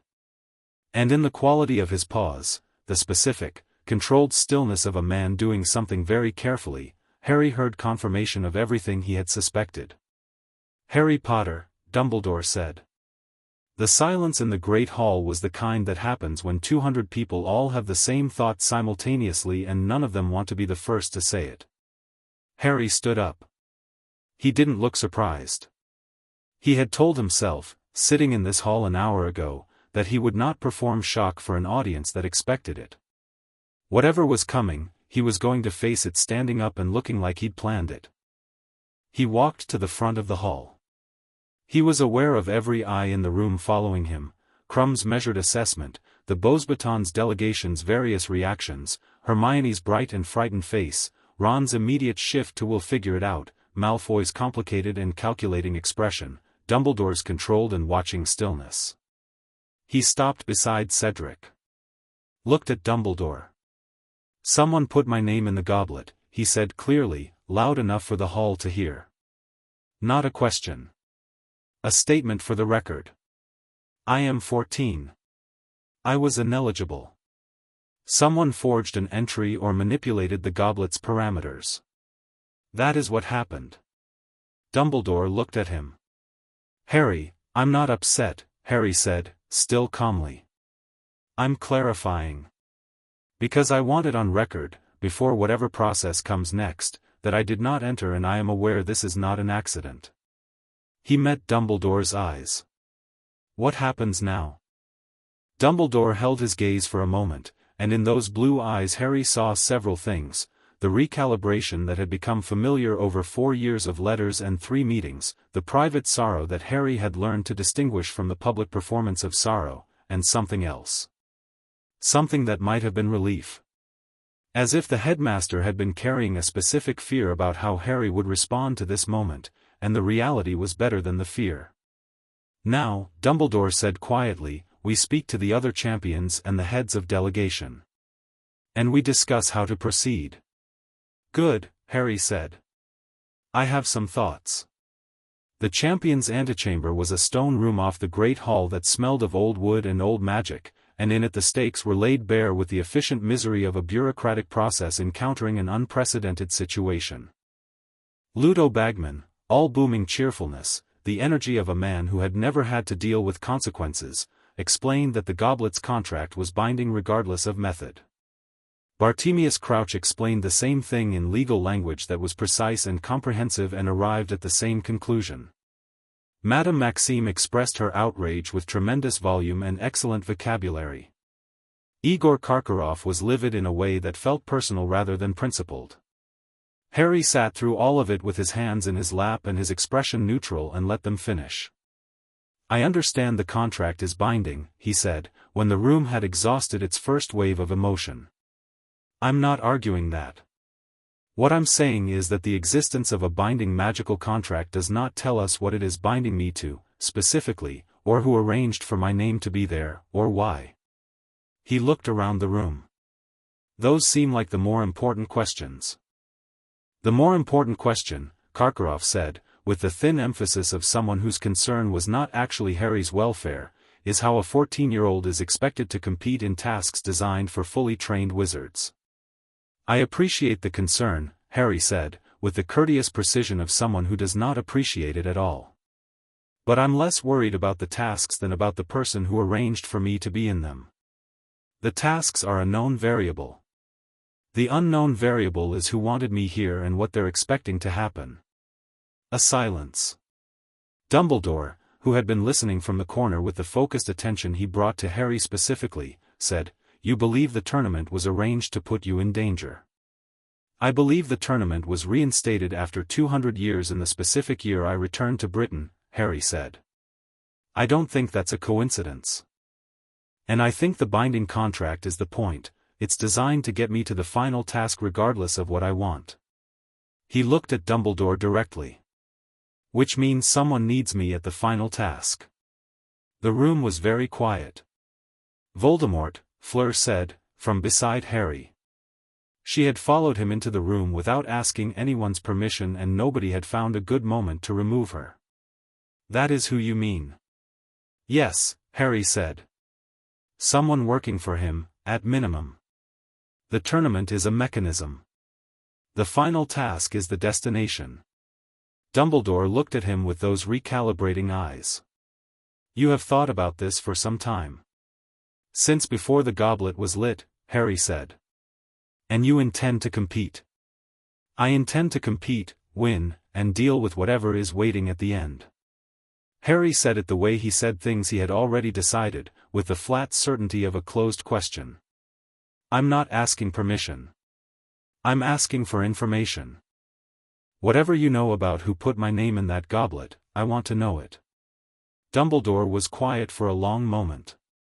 Then, to Harry's genuine surprise, because the headmaster had always been strategic about information, careful, rationed, he said, "Sit down. There is a great deal you should know." He told Harry about Voldemort's condition. The parasitic half-life, the failed attempts at resurrection. He told Harry about the prophecy, all of it this time, not the oblique version from the letter, the real thing, the one with the power to vanquish the Dark Lord approaches, delivered with the careful weight of a man releasing something he had held too long. Harry listened to all of it without interruption. When Dumbledore finished, the room was quiet. "The prophecy says I have power he doesn't know about," Harry said. "Yes. What power?" "I don't know," Dumbledore said, and Harry heard the genuine weight of that admission. "I have believed, for some years, that it relates to love, to the sacrifice your mother made, and the magic it generated. But I confess I have been less certain of this since," he paused, "since you grew up rather differently than I had planned." "You mean since I wasn't broken," Harry said. Dumbledore accepted this without flinching. "Yes. Since you weren't broken." Harry looked at his hands. He thought about the prophecy, the enormous, ancient shape of it, the way it had apparently been organizing his life before he'd known it existed. He thought about the cupboard under the stairs, and Paris in September, and Fleur crossing the street on a misfired portkey, and Matthew's sessions and Sebastian's dinners and Apollin's kitchen and Gabrielle's catastrophic confidence. He thought about everything that had happened instead of what Dumbledore had planned. He thought, the prophecy says I have power Voldemort doesn't know about. Maybe that's because Voldemort doesn't know what love feels like when it's not a weakness. Maybe neither did the man who planned my life around the premise that I needed to suffer to be ready. He didn't say any of this. Okay, he said. Thank you for telling me. Fleur had been listening to all of it with her characteristic still attention, and when she spoke her voice was very level. You knew since before he was born, she said to Dumbledore. The prophecy was made before he was born. And you put him in a cupboard. Fleur, Harry said. No, she said, still level. I want to understand the logic. You knew he was necessary. You believed he needed to be prepared. And your method of preparation was neglect. Dumbledore looked at her steadily. I was wrong, he said. Yes, Fleur said. You were. A pause. What are you going to do about it now? It was the question Harry hadn't asked, because he was still deciding whether he wanted the answer to influence him. Fleur asked it with the directness of someone who didn't have that conflict. Dumbledore said, I am going to help Harry as directly as he will allow. I am going to stop managing him and start trusting him. And I am going to do my considerable best to ensure that whoever put his name in that goblet faces significant consequences. Who did? Harry asked. Dumbledore's expression did something complicated.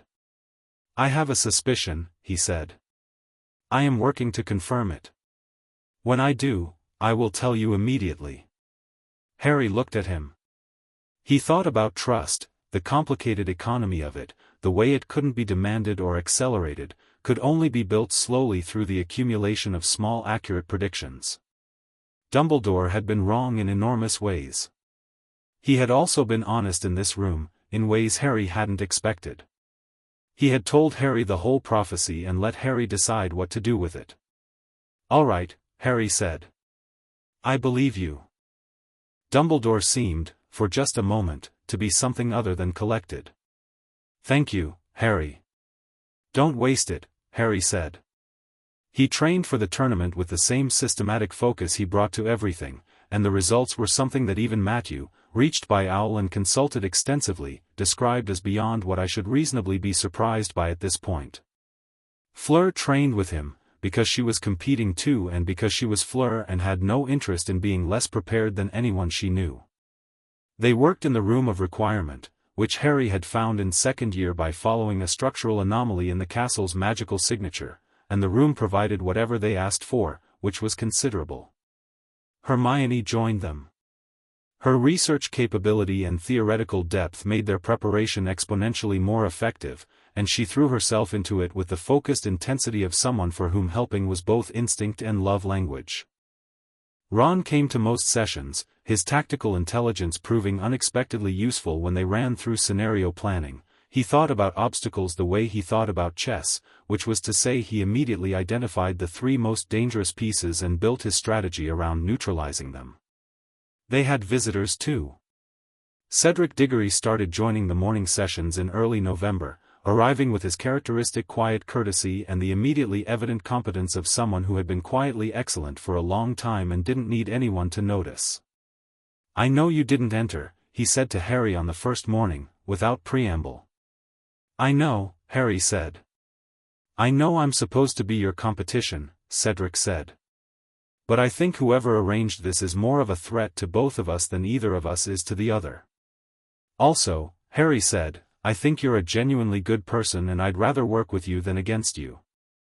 Cedric smiled, the easy, open smile of someone who had enough self-possession not to be surprised by a compliment. That too, he said. Crumb came on his own, 2 weeks after the selection, finding Harry in the library where Harry was reading through everything he could find on the historical tournament tasks. He sat down across from Harry without asking and said, in the direct, economical English of someone who had learned it thoroughly, "You are not afraid." "I try not to be," Harry said. "The other champions are afraid," Crumb said. "Even Delacours, sometimes. When I watch you, you look like you are solving a problem." "That's what it is," Harry said. "A problem with a solution. Maybe several solutions." Crumb was quiet for a moment. "What was it like?" he said. "Growing up not knowing what you were?" Harry looked at him. It was an unexpectedly personal question from someone he didn't know well, and he considered the motive, decided it was genuine, decided it was the kind of question one private person asks another private person when they recognize something. "Like growing up in a very small room," Harry said. "And then someone opens a door you didn't know was there." Crumb nodded slowly. "I knew what I was from when I was 7, he said. "Everyone always watching. Always expecting. It is also like a small room, but different." "Yes," Harry said. "I imagine it is." A brief silence, the comfortable kind. "I will not go easy on you," Crumb said. "Good," Harry said. "Please don't." The first task was dragons. The champions weren't supposed to know in advance. Harry found out 3 days before from Hagrid, who showed him the dragons with the cheerful obliviousness of someone whose idea of a secret was telling only 4 people. Harry told Fleur, who told Cedric, who told no one else because he was Cedric. Harry spent 2 days thinking about the dragon problem not as a combat problem but as a movement problem. The dragon, a Hungarian horntail, he'd drawn the worst of the lot, was chained, which meant it was afraid and in pain and therefore significantly more dangerous than a free dragon. The egg was at its feet. The crowd was watching. The obvious solution was to outfly it. But the more interesting solution, Harry thought, was not to fight it at all. He arrived in the champion's enclosure on the morning of the first task with a quality of calm that Hermione later told him was slightly unnerving to witness. Fleur was beside him, running through breathing exercises that her grandmother had taught her for managing Veela fire, and Cedric was doing something methodical with his hands that Harry recognized as a grounding exercise. Crumb cracked his knuckles and looked at the enclosure entrance with the focus of a man entering a Quidditch match. "Whatever happens in there," Harry said, "to all of them, the goal is the egg, not the dragon. The dragon is not the point. Remember that." Cedric looked at him. "Are you always this calm?" "No," Fleur answered, on Harry's behalf, with the accuracy of someone who had known him for 5 years. "But in a crisis he is always this calm. It is extremely useful and also slightly maddening." "It's not calm," Harry said. "It's clarity. There's a difference." The cannon fired and Cedric went first, and Harry sat with Fleur and listened to the crowd react and waited, and the waiting was the hardest part because in the waiting the thoughts came, not fear exactly but the full acknowledgement of what was real, a dragon and a crowd and a binding magical contract he hadn't signed and someone at the end of all of this who had wanted him here for reasons that were not his welfare. He thought about Privet Drive. The step. The scrubbing brush. He thought, I am not that boy anymore. I am not going to be. His name was called. He walked into the enclosure with his wand in his hand and his head up, and the crowd, the enormous crowd, thousands of faces, erupted with the noise of people encountering the legend in the flesh, and the horntail turned its enormous head toward him with the predatory focus of something designed over millennia to destroy. Harry looked at it and felt a clear, almost mathematical kind of assessment: size, chain length, reach, attention. The eggs were in a nest behind its left foreleg. The horntail's attention was divided between Harry and the eggs, protecting, not just attacking. He had a plan. The plan involved a broom and a very particular movement pattern, and the Accio charm Hermione had refined with him for 3 sessions specifically for this purpose. But standing in the arena, looking at the horntail, he felt something else, the instinctive magic that Matthew had spent 2 years teaching him to trust, suggest a different approach. He raised his wand. Not at the dragon. Above the dragon, toward the far end of the arena. Avis. 100 golden birds erupted from his wand with an enormous sound, wheeling in the arena air, not an attack, just distraction, just movement and noise and light, and the horntail's head turned, and in the single moment of divided attention Harry moved. Not ran. Moved, the way he moved in the air, instinctive and clean, a different kind of flight, across the arena floor with his wand extended. Accio egg. The golden egg tore free from the nest. The horntail snapped back toward Harry with tremendous speed. He stepped sideways 3 feet and the blast of fire hit the ground where he'd been standing, and he rolled clear with the egg in his hands and came up on his feet and walked to the enclosure's exit with the egg under his arm. The crowd was doing something he didn't have a good word for. The noise of it was physical. He handed the egg to the waiting official, who was staring at him, and walked back to the champion's enclosure. His hands were completely steady. Fleur was standing in the entrance, waiting. She looked at him, the egg, his unsinged robes, his expression, and something moved in her face that he had learned over 5 years to translate. "Don't say it," he said. "I was not going to say anything," she said. "You were going to say I told you."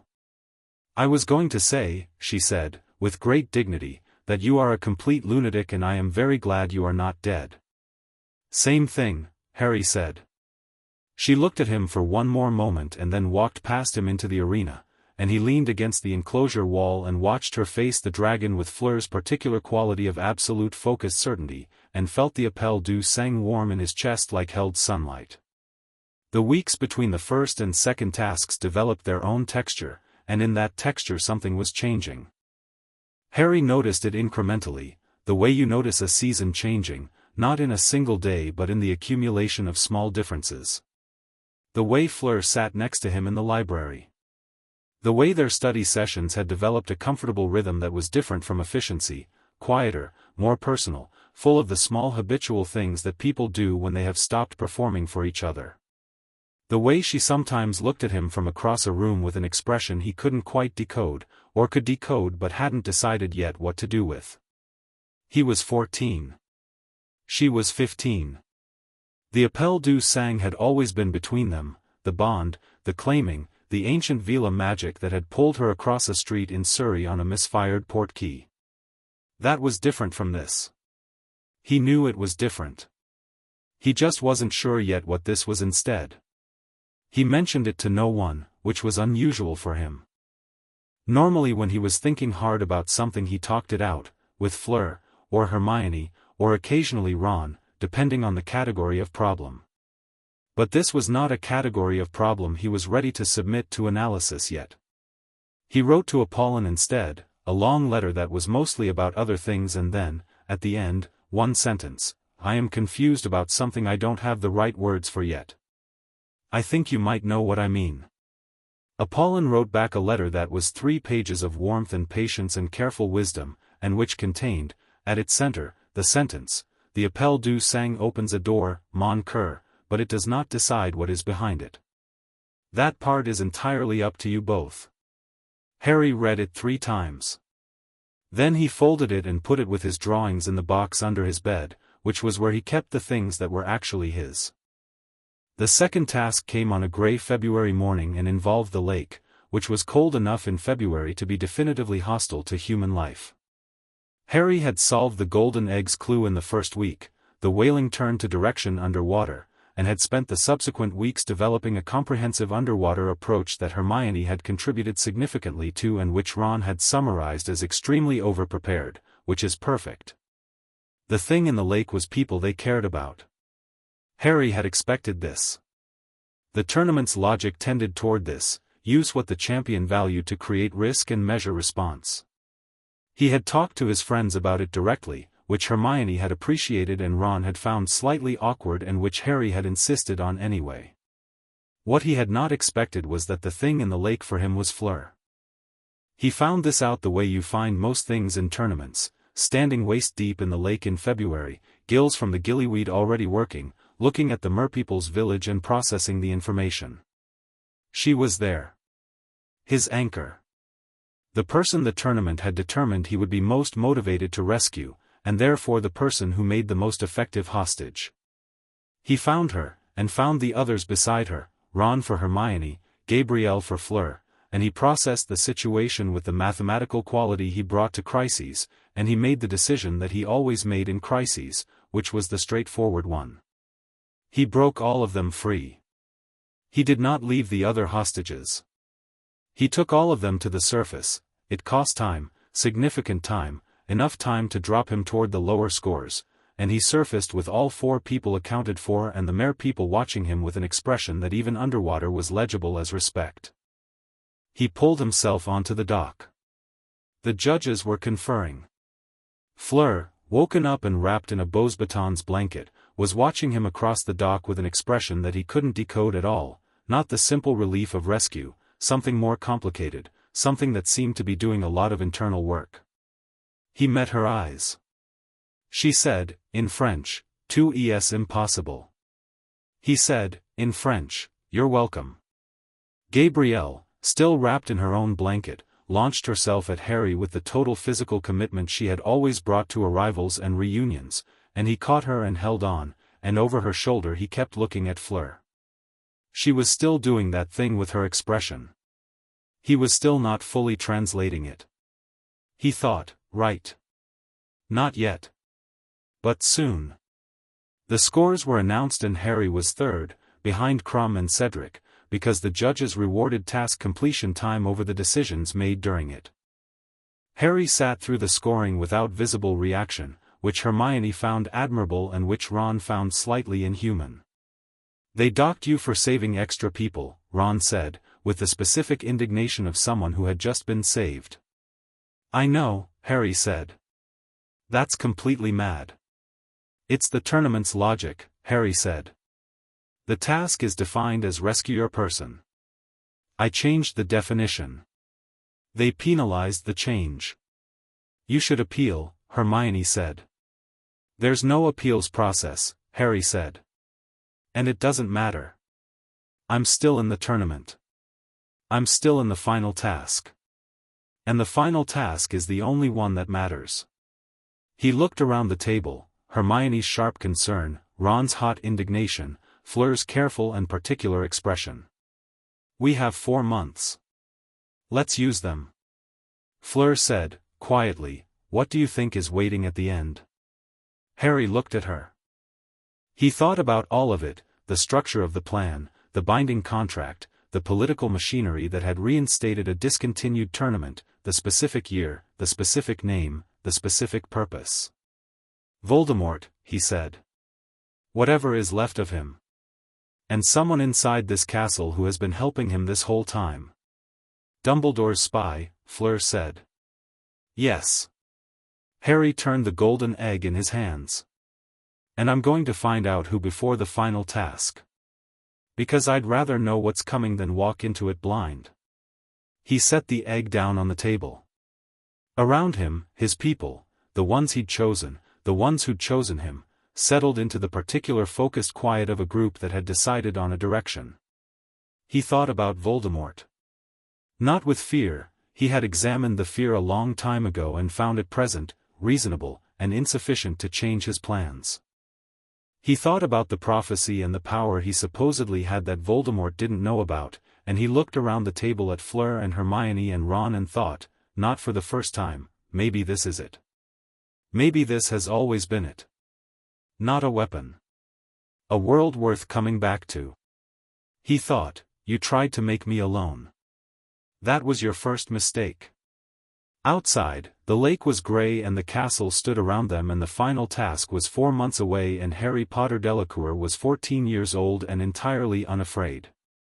Chapter 5, Fire Answers Fire. They found Bartemius Crouch Jr. on the 14th of May. Not because someone told them.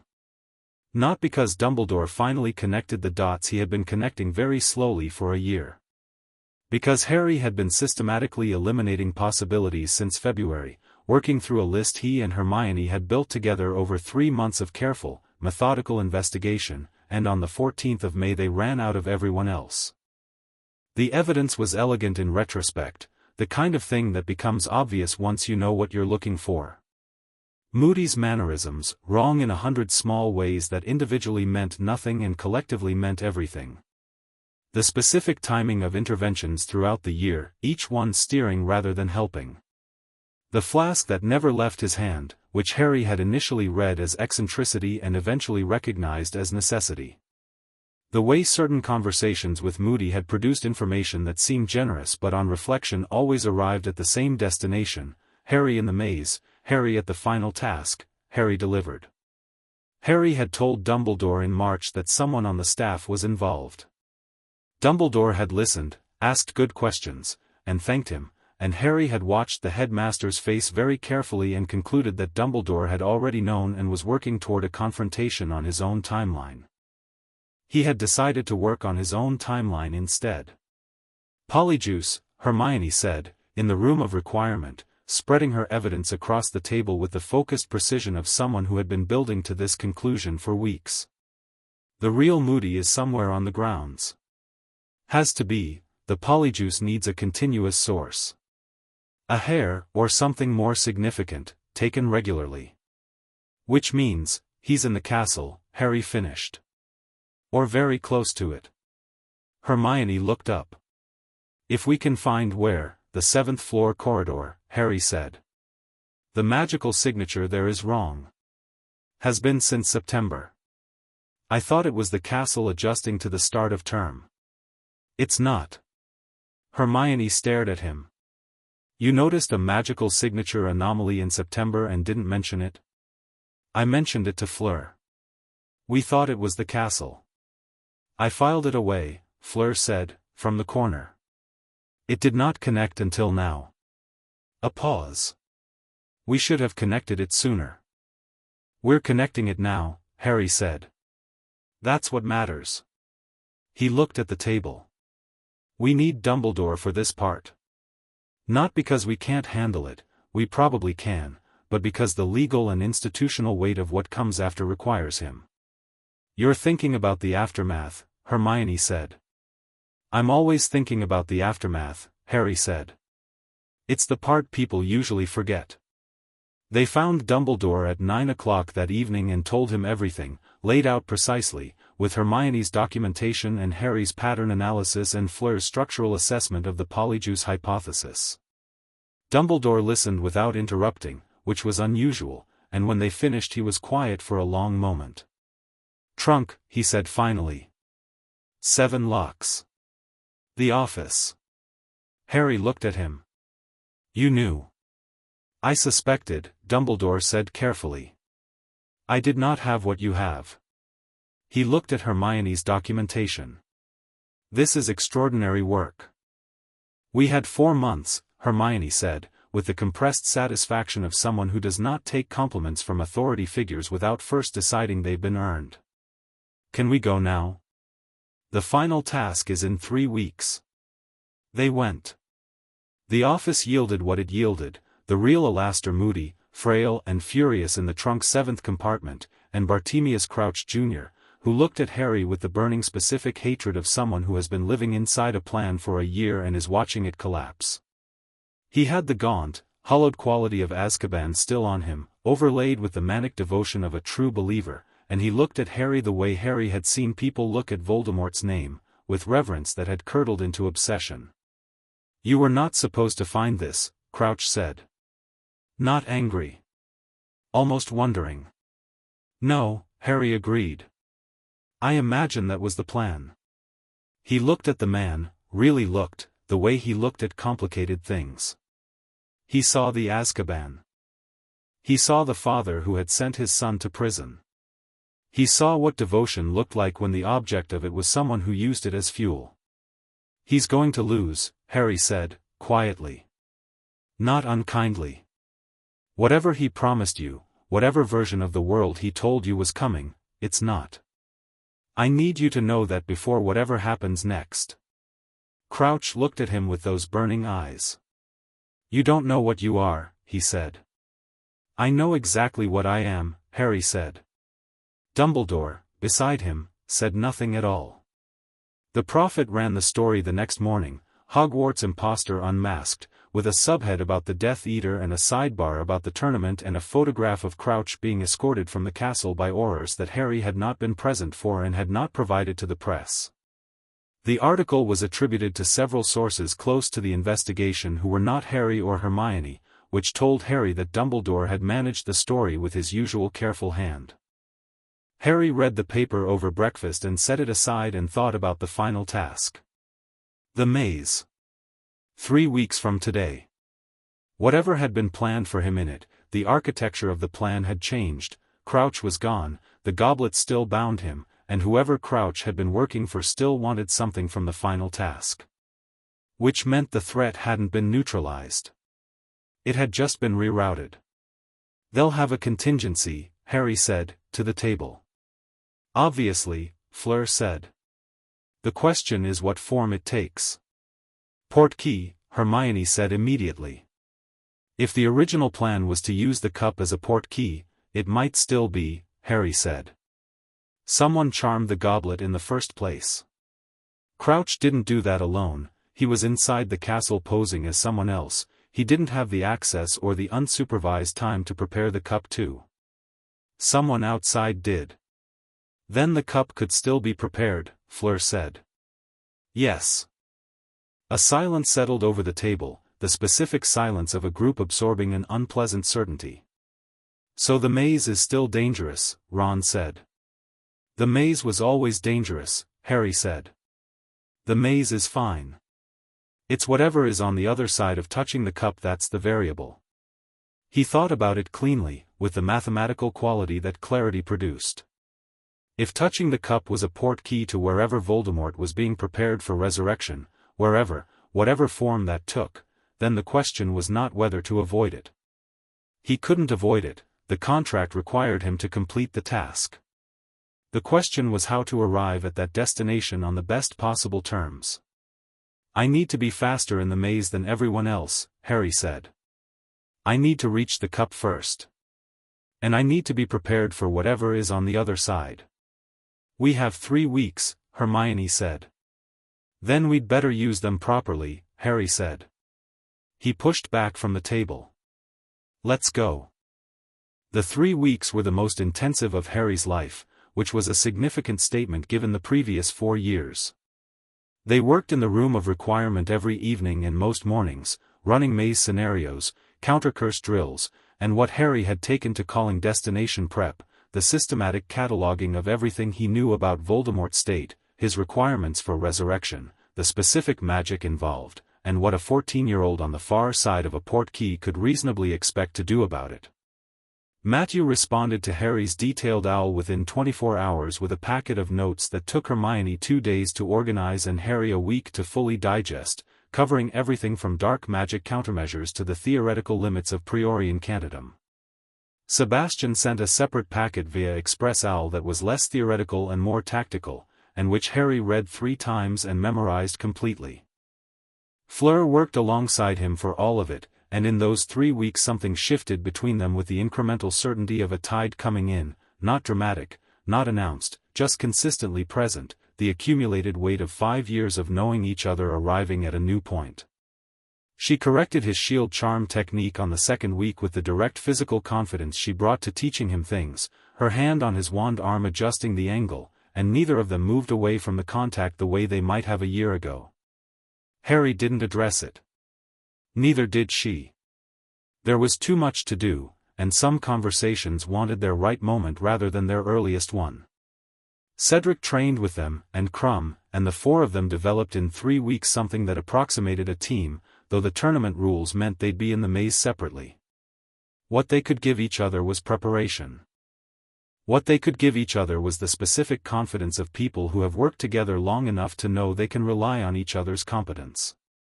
If any of us gets into serious trouble in there, Harry said, on the last evening, fire sparks. Don't try to manage it alone. And if the cup is a portkey? Cedric asked. Don't touch it alone, Harry said. If we reach it at the same time, we go together. Or we don't go at all. Cedric looked at him. The rules say only one champion can win. The rules also said I couldn't be in this tournament, Harry said. I'm flexible on rules. The night before the final task Harry sat on the roof of the astronomy tower, which he had been accessing since 3rd year via a route that involved a particular stretch of corridor on the 6th floor and the willingness to climb a difficult section of exterior stonework.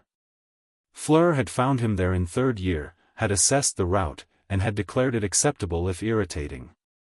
She found him there now. She climbed up and sat beside him on the parapet in a way that suggested she found heights completely unremarkable, which she did. The ground spread below them, the lake, the forbidden forest, the Quidditch pitch where the maze had been planted and had been growing steadily for a month, its hedges now tall enough to block the view of what was inside. "Can't sleep?" she asked. "I slept," he said. "Woke up at 3. Came up here." She was quiet for a moment, looking at the maze. "Tell me what you're actually thinking," she said. Not "are you scared" or "are you ready," she knew the answer to both of those. The actual question, what is going on behind the calm? He was quiet for a moment, considering it honestly. "I'm thinking about what happens after," he said. "Not the tournament, after. If he comes back. Properly back."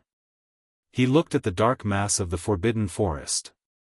"Crouch's plan was to get me to Voldemort. Which means Voldemort wants me there specifically. Which means whatever he needs to come back properly, I'm involved in it. My blood, probably. The prophecy, definitely." A pause. "I'm thinking about what it means to be someone else's necessary component." Fleur listened. "I've spent 5 years not being that," Harry said. "Not being the thing the story needs. Being myself instead. And tomorrow I go back to being the component." "No," Fleur said. "Fleur, no," she said again, level and certain. "You are going into the maze as yourself.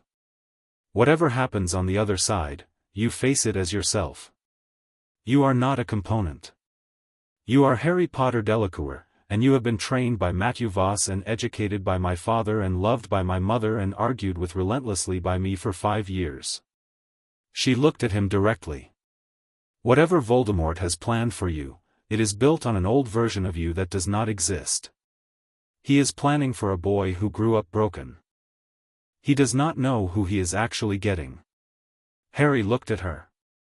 There was something in the quality of the moment, the rooftop, the dark, the maze below them, the conversation that had all their history underneath it, that made the thing he had been not addressing for months suddenly feel addressable. "Fleur," he said. "Harry," she said, with a faint note of patience that meant she had been waiting. "I think," he stopped. Tried again. The Appel du Sang opened something. "I know that. But I think whatever this is now, between us, it's not that anymore. I think it's something I chose. Something that kept choosing itself every day for 5 years." He looked at her. "I don't know what to do with that yet. But I wanted to say it out loud before tomorrow." "In case, don't say in case," she said, sharply. "In case I don't get another clear moment," he finished. She was quiet for a moment, looking at him with those silver eyes, and the expression on her face was the one he had been not fully translating for months, readable now, suddenly, completely, as if a lens had clicked into focus. "You are extraordinarily difficult," she said, "for someone who is also the clearest person I have ever known." "I know," he said. "I have been waiting," she said, "for you to say something like that since approximately 3rd year. 3rd year I was 13. I know when 3rd year was, Harry." He laughed, the real one, the full sound of it, at midnight on a rooftop with the maze below and everything coming in the morning. Fleur smiled, the full-face version, rare and bright, and bumped her shoulder against his. They stayed up there for another hour, not talking about tomorrow. Talking about France, about Gabrielle's recent letter that had been 3 pages about a boy in her year and 1 sentence about her classes, about the book Fleur was reading, about the astronomy assignment Harry had half finished. The ordinary texture of their lives, held close against what was coming. When they finally went back inside, at the top of the portrait hole ladder, Fleur stopped and looked at him. "Come back," she said. Not a plea.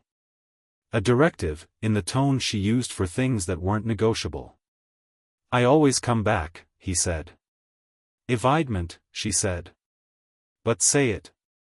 "I'll come back," he said. She nodded once, satisfied, and went to bed. Harry stayed awake for another half-hour, thinking about what was coming, and found that for all the enormity of it, the thing that was most real to him, most present, most solid, was not the maze or Voldemort or the prophecy. It was the weight of Fleur's shoulder against his. The specific gravity of being known. He slept. The maze went quickly.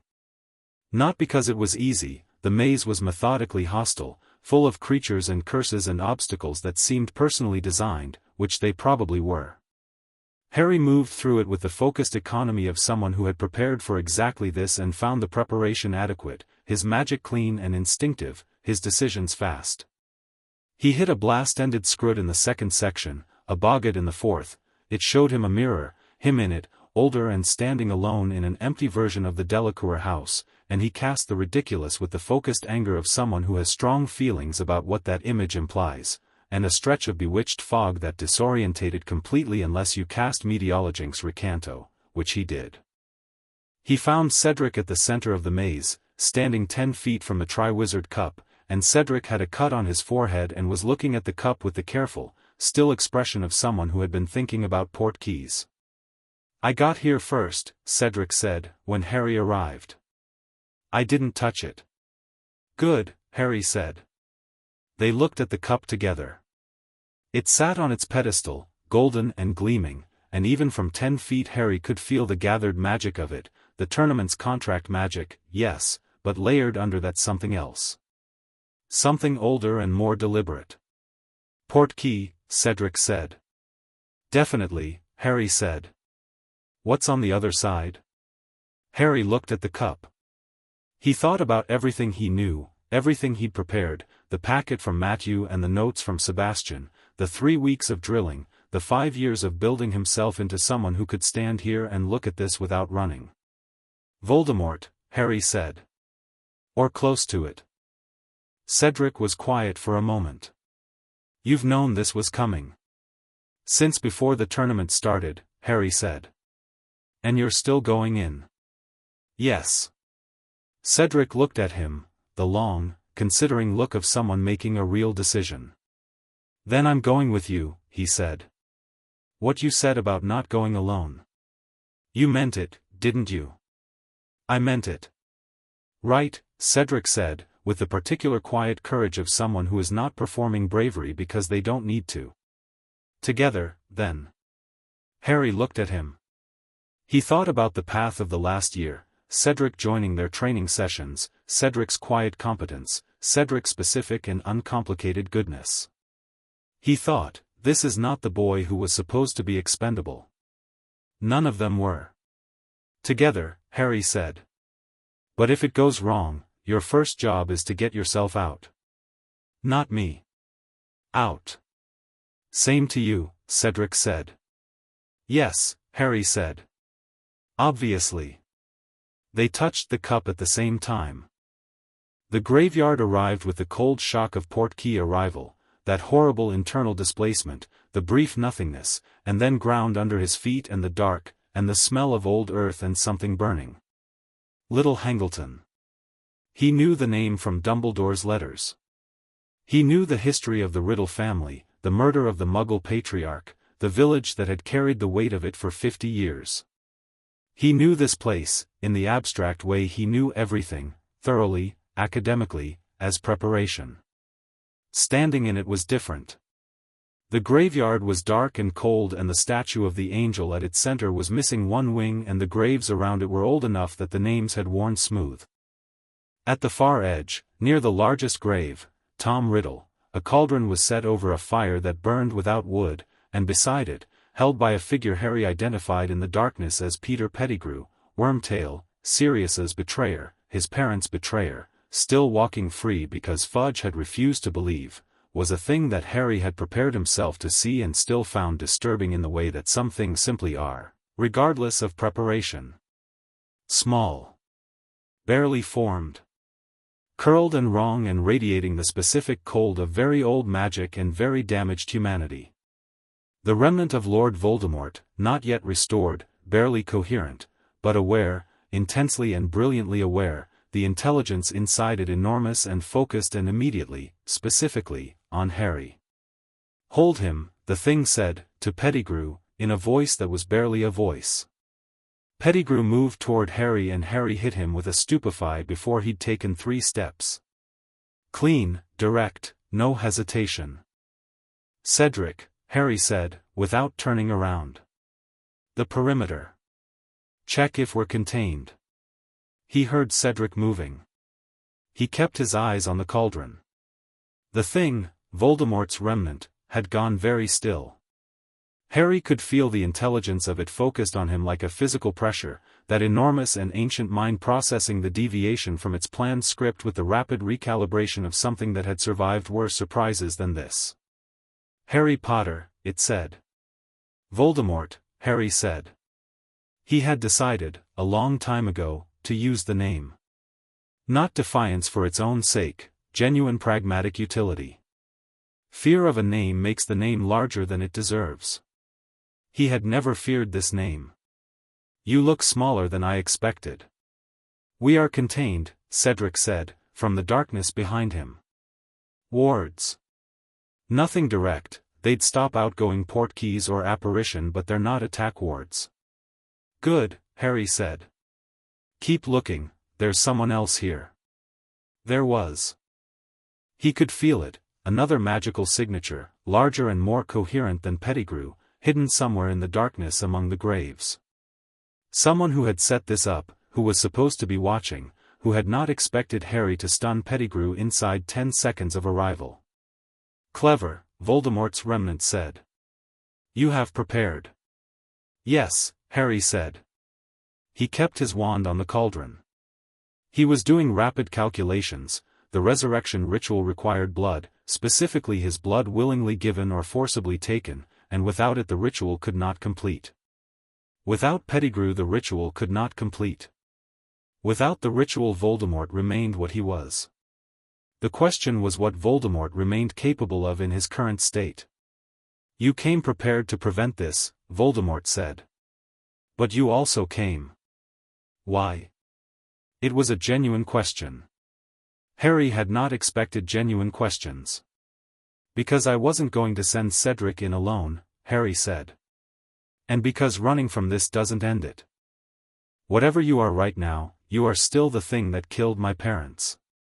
And I've been thinking about this conversation for 5 years." "A conversation," the thing said, with something that might have been amusement in a voice capable of it. "You're intelligent," Harry said. "One of the most intelligent people who has ever practiced magic, by everything I've read. And you have spent that intelligence making yourself, this." He looked at the cauldron, the wrongness in it, the damaged remnant that had once been Tom Riddle. "I find that genuinely interesting. Not the power, the choice." A silence. The fire crackled. Somewhere among the graves, Cedric was moving carefully. "No one has ever said that to me," Voldemort said. "I imagine not," Harry said. "Most people are too frightened. And you are not." "I'm standing in a graveyard at midnight holding a wand on what's left of the most feared dark wizard of the century," Harry said. "Of course I'm frightened. I'm not an idiot. But it doesn't change what I'm doing." There was a pause in which the temperature in the graveyard seemed to drop several degrees, and Harry felt the intelligence in the cauldron sharpening to a specific point. "Nagini," Voldemort said. The snake came from the darkness between the graves, enormous, ancient, moving with the specific terrible grace of something designed over thousands of years, and Harry had prepared for this too, had read about Nagini specifically, had thought about this specific possibility, and when she struck he was already moving. Not away.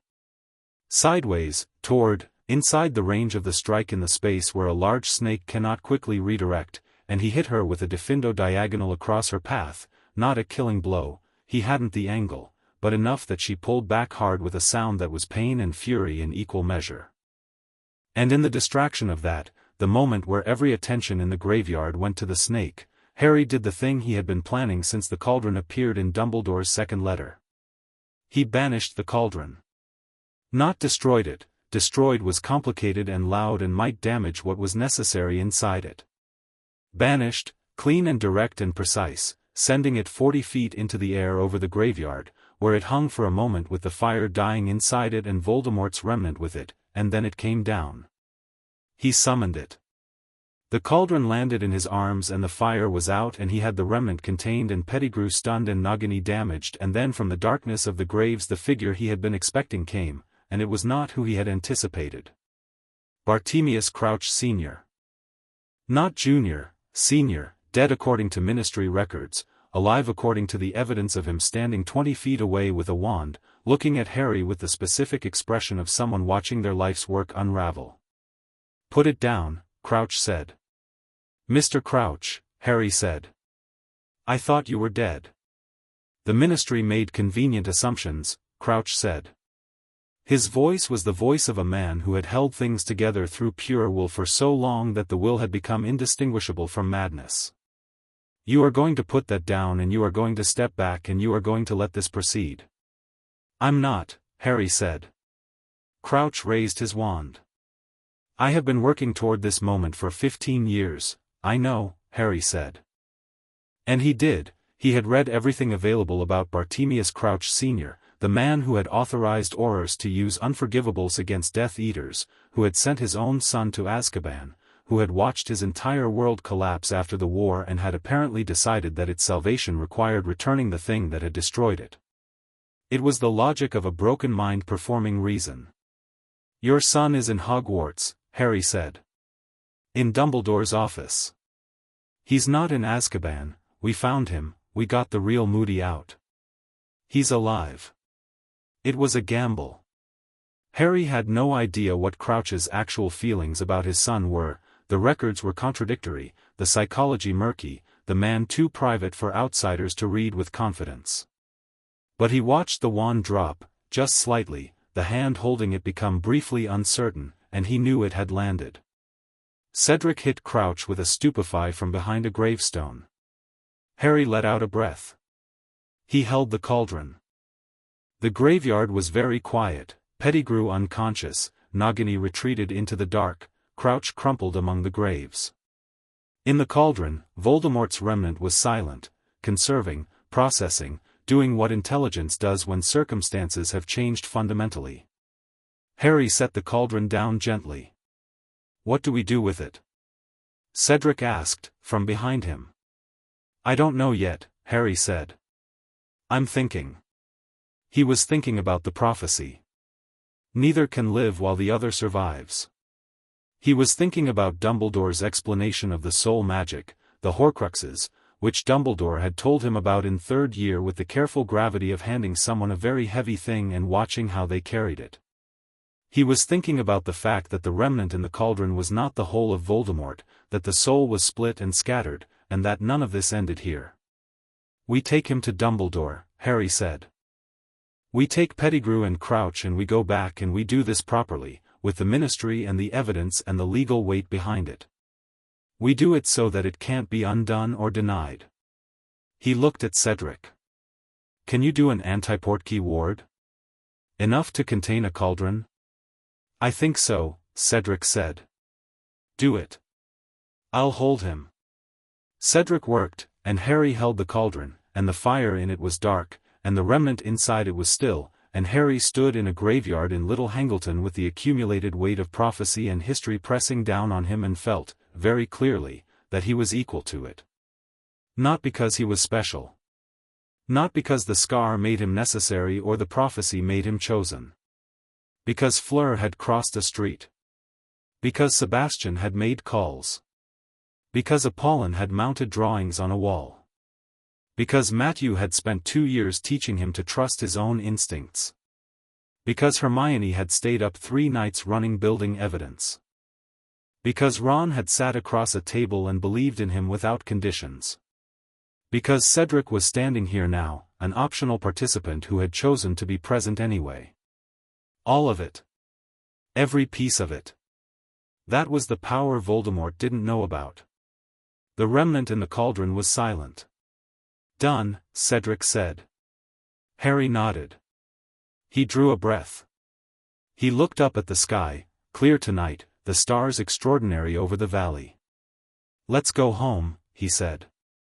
The portkey Hermione had prepared, a contingency, because Hermione always prepared contingencies, brought them back to the Hogwarts grounds within 20 meters of the castle entrance, at approximately 2 in the morning, carrying a warded cauldron and a stunned Death Eater and leaving behind an unconscious Peter Pettigrew who had been magically restrained and his location sent by Patronus to Dumbledore before they'd left. Dumbledore was waiting for them. He looked at Harry. At Cedric. At the cauldron. He looked at it for a long moment, his face doing something Harry had never seen it do, an unguarded, exhausted, complicated something that might have been grief, or relief, or the long-delayed arrival of a reckoning. "Are you hurt?" he asked. His first question. "No," Harry said. "Cedric?" "Cut on my forehead," Cedric said. "I'm fine." Dumbledore looked at the cauldron again. "What is inside it is not destroyed," he said. "No," Harry said. "I know. I couldn't destroy him tonight, not with the Horcruxes intact. But he can't act from in there, and he can't be resurrected without the ritual and without Pettigrew. We've removed both those options tonight." He met Dumbledore's eyes. "The Horcruxes are the next problem. I know you've been working on the list. I want to work on it with you. Not as a student who gets information when you decide I'm ready. As a partner." The words sat between them. Dumbledore looked at him for a long moment, the recalibrating look, which Harry had seen so many times now that he could read the stages of it, and which tonight went further than it had before, arrived somewhere new. "Yes," Dumbledore said. "I think that is overdue." Behind Harry, the castle doors opened and Fleur came through them at a pace that was not quite running but was undeniably urgent, and Hermione behind her, and Ron behind both of them, and Fleur stopped 3 feet from Harry and looked at him, alive, intact, the cauldron in his hands, his expression tired and clear and entirely himself. "You're late," she said. Her voice was completely even. 5 minutes, he said. 7. I was handling something. She looked at the cauldron. Looked at Cedric, who gave her a small exhausted nod.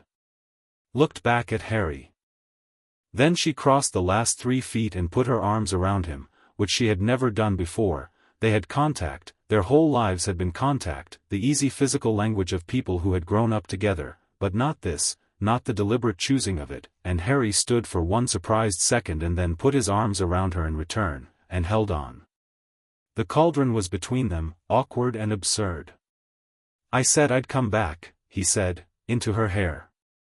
"You were 7 minutes late," she said, into his shoulder. "Fleur." "What?" "I'm going to need both hands to put this down." She pulled back, looked at him, and then at the cauldron, and then at him again, and the expression on her face was the fully readable version, everything she hadn't said on the rooftop and hadn't said in the library and hadn't said across 5 years of study sessions and training and this extraordinary, improbable, chosen family, all of it, present and decided. He handed the cauldron to a startled Dumbledore, who took it with the dignity of a man who has learned to adapt. "About time," Ron said, from somewhere behind him. "Vraiment," Hermione agreed, with feeling. Harry ignored both of them entirely, which was appropriate, because Fleur was looking at him with those silver eyes and everything else could honestly wait. Chapter 6. What was claimed. The Ministry arrived at Hogwarts at 6 in the morning with the energy of an institution that has been caught flat-foot and is compensating with volume. Harry watched them from the window of Dumbledore's office, which he had been in since 3 and had not left because there was still too much to do and he wasn't finished doing it.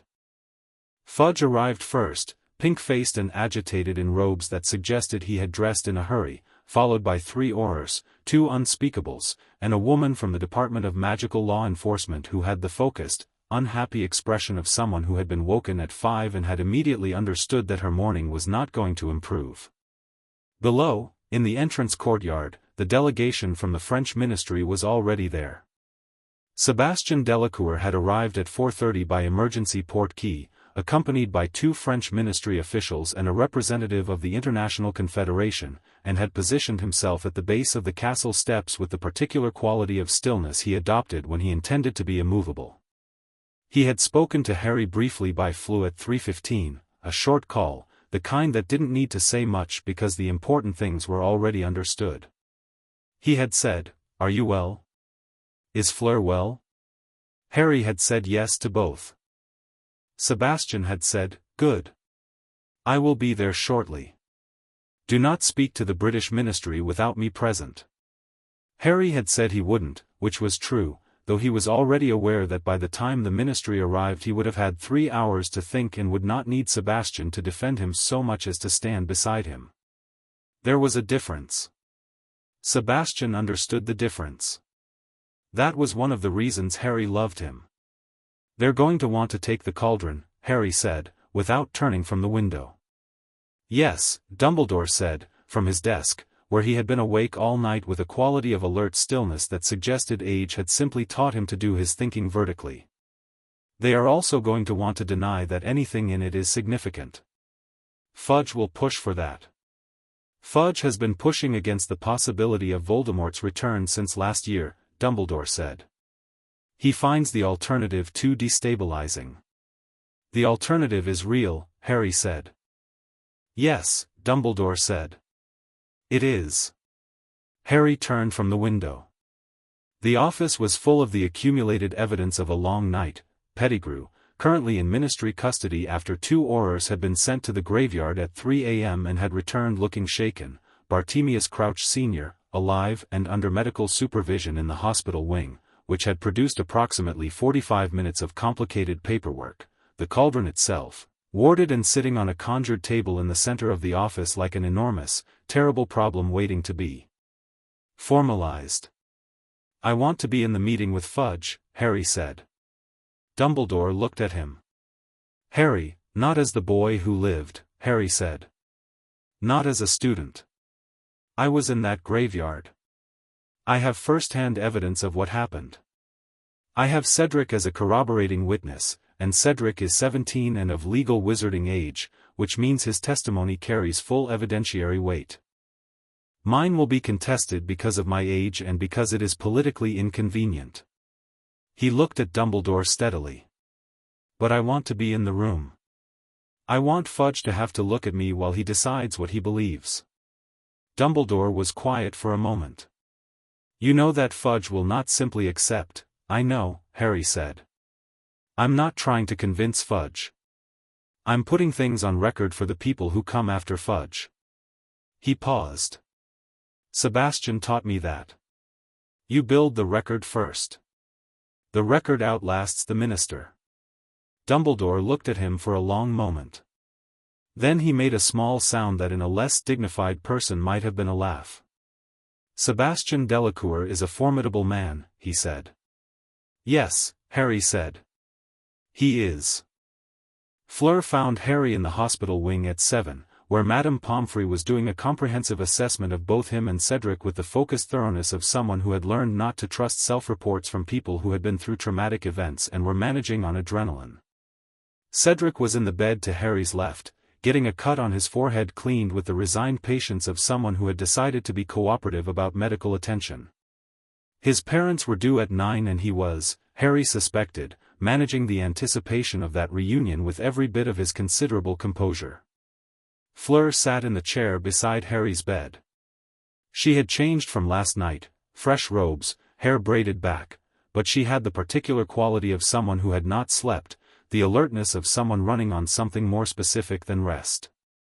"Your father is downstairs," Harry said. "I know," she said. "I spoke to him. He told me what you said on the flu." A pause. "He said you were calm." "I was," Harry said.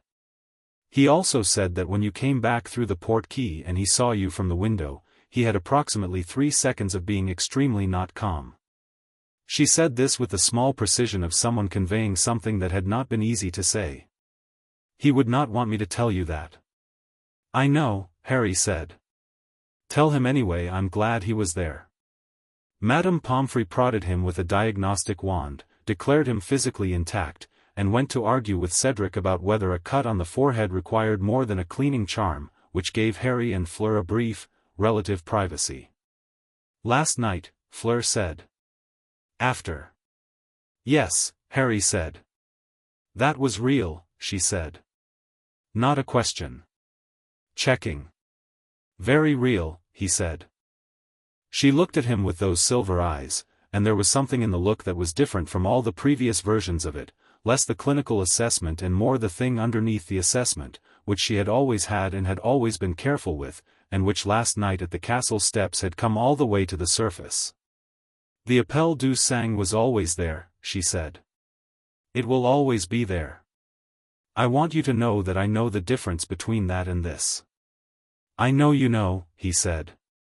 "I know you know that I know," she said, and the corner of her mouth moved.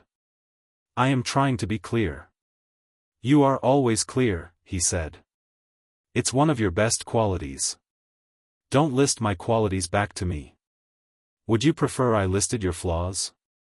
"You have flaws too," she said. "Significant ones." "Tell me the worst one," he said. "You are constitutionally incapable of letting other people worry about you," she said, immediately, with the ease of someone who has had this filed for some time. "You accept help with strategy and information and training, but the emotional weight of things, you carry it alone and then present the finished product and expect people to not notice the cost." She met his eyes. "I noticed the cost." Harry was quiet for a moment. It was, he thought, the most accurate thing anyone had ever said to him. "I'll work on it," he said. "You had better," she said. "Because I have no interest in spending the next several years watching you be heroic at me from a distance." "That's not a sentence," he said. "It is a perfectly good sentence," she said. "You understood it entirely." He had. He looked at her, this person who had crossed a street 6 years ago and changed the shape of his life, who had argued with him and taught him and trained alongside him and pushed back on every version of himself that wasn't entirely himself, who had sat on a rooftop at midnight and said come back with the authority of someone issuing a directive that the universe was expected to comply with. "Fleur," he said. "I'm not going anywhere," he said. "And I'm going to stop carrying things alone. Or I'm going to try.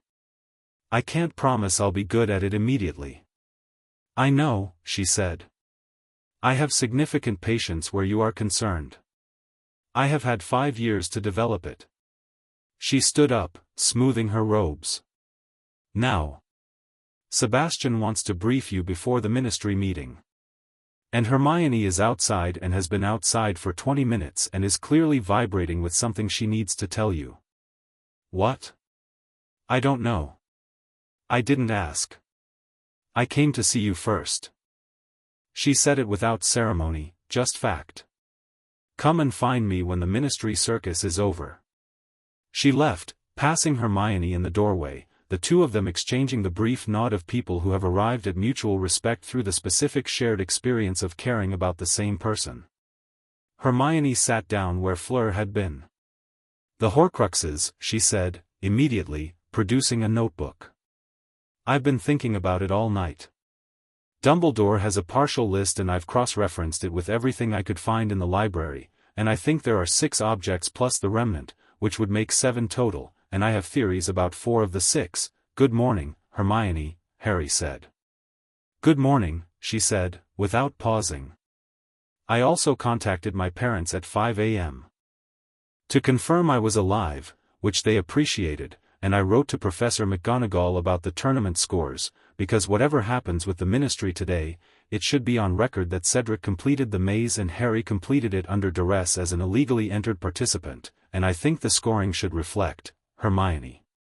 She stopped. Looked at him. "Thank you," Harry said. "For all of it. Everything this year. You know what I mean." She was quiet for a moment. When she spoke again her voice was slightly different. "I know," she said. "You're welcome. Now tell me about the Horcruxes," he said. She opened her notebook. The ministry meeting was everything Harry had expected and several things he hadn't.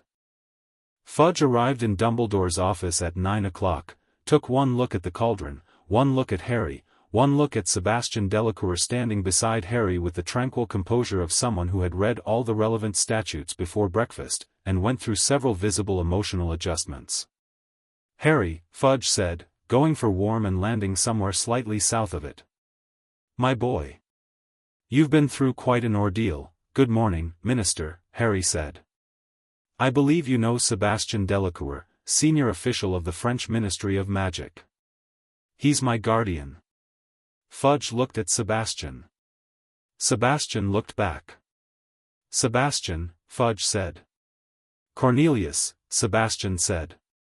The temperature in the room, which had been cold, became specific. The unspeakables went to work on the cauldron. They were at least rigorous, Harry gave them that, setting up diagnostic arrays with the efficient silence of people who spend their professional lives looking at things other people can't categorize. The woman from magical law enforcement sat across from Harry with a quick quotes quill and took his statement, which he gave in the precise, sequential, emotionally undramatic style that Matthew had taught him for exactly this kind of situation. Cedric gave his statement separately, and Harry could hear from across the room that Cedric was being equally precise and that the corroboration was exact, because they had talked through the sequence at 4 a.m. with the care of people who understood that the record mattered. Fudge interrupted 3 times. The first time to suggest that Harry might have been confused about what he saw. "I was not confused," Harry said. "I have described the sequence accurately." The second time to suggest that the cauldron's contents might have a non-Voldemort explanation. "The unspeakables are welcome to test it," Harry said. "I look forward to their report." The third time to say, with the particular tone of a man who has decided that managing the story is more important than engaging with the facts, "Harry, I think you've been through a very traumatic experience, and perhaps the most prudent thing is to let the ministry handle this investigation, Minister," Sebastian said. His voice was very quiet. Fudge stopped. "My ward has given a complete and accurate first-hand account, corroborated by a second eyewitness of legal age, supported by physical evidence currently being assessed by your own department, and supported by a living Death Eater in ministry custody whose testimony, under veritaserum, will confirm every detail of what Harry has told you." Sebastian set his hands on the table. "I understand the political difficulty of what you are hearing. I am sympathetic to it. But I want you to be very clear, Cornelius, about what happens if this ministry attempts to suppress, dismiss, or discredit what happened in that graveyard last night." A silence. "Sebastian, the International Confederation will be receiving a full report from the French ministry within 48 hours, Sebastian said. "This is already drafted. The representative who arrived with me this morning has been briefed. The report will include a complete account of last night's events, a description of the Triwizard Cup as a prepared portkey, and a detailed accounting of how a Death Eater operating under Polyjuice spent an entire year on the Hogwarts staff." He paused. "That last part is particularly going to require explanation." Fudge's face had been doing interesting things. It settled, finally, on the expression of a man who has run out of deflections. "What do you want?" he said. Not to Sebastian. To Harry. Harry looked at him. He thought about what he wanted, not tactically, not strategically, just honestly. He thought about Voldemort in a cauldron. He thought about Pettigrew in custody. He thought about Sirius Black, who had been in Azkaban for 12 years for a crime he hadn't committed, who was still there, who had been there since the night Harry's parents died. 3 things, Harry said. First, the contents of that cauldron are treated as what they are, a genuine threat, and the investigation proceeds accordingly. Full resources, full seriousness, no institutional denial. He met Fudge's eyes. Second, Peter Pettigrew is tried under veritaserum within the month. Not delayed, not postponed, not lost in procedural complexity. Tried, and his testimony heard completely. Fudge was very still. And the third, he said. Sirius Black, Harry said.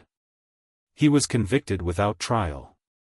Pettigrew will confirm under veritaserum that Sirius was innocent.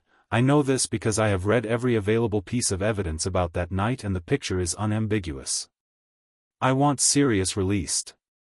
And I want it done correctly, with the full legal process, publicly, so that there is no question afterward about his status. The room was quiet. You have been planning this, Fudge said. Since third year, Harry said. Fudge looked at him for a long moment, the particular look of a politician encountering someone who has done more preparation than expected and is not going to be moved by the usual tools. Harry met it without flinching. He thought, I am 14 years old and I have never been afraid of a man in an office. I need to consult with the department heads, Fudge said. Of course, Harry said. Sebastian will be available for follow-up questions. I suggest moving quickly on the Pettigrew trial. The longer it takes, the more it looks like avoidance. He stood up. Sebastian stood beside him. The meeting ended with the quality of things that have been changed but haven't fully registered the change yet, the way a fault line shifts before the earthquake arrives. In the corridor outside, Sebastian put a hand briefly on Harry's shoulder. He didn't say anything. He didn't need to. Sirius Black was brought out of Azkaban on the 15th of June. The Pettigrew trial had taken 3 weeks, which was fast by ministry standards and was fast because Sebastian had applied sustained and politely relentless pressure to every relevant department, because the International Confederation representative was still in London and was asking weekly questions that Fudge could not ignore, and because the Daily Prophet had run a story, sourced from somewhere Harry didn't ask about but suspected involved Hermione and a journalist she had methodically cultivated over the previous year, about the lack of original trial for Sirius Black, which had produced a public response that Fudge found very uncomfortable. Pettigrew's testimony under veritaserum lasted 4 hours and produced a silence in the Wisengamot chamber that was, from what Dumbledore reported afterward, the specific silence of a collective moral reckoning. Sirius was released on a Thursday morning. Harry was at the ministry when it happened.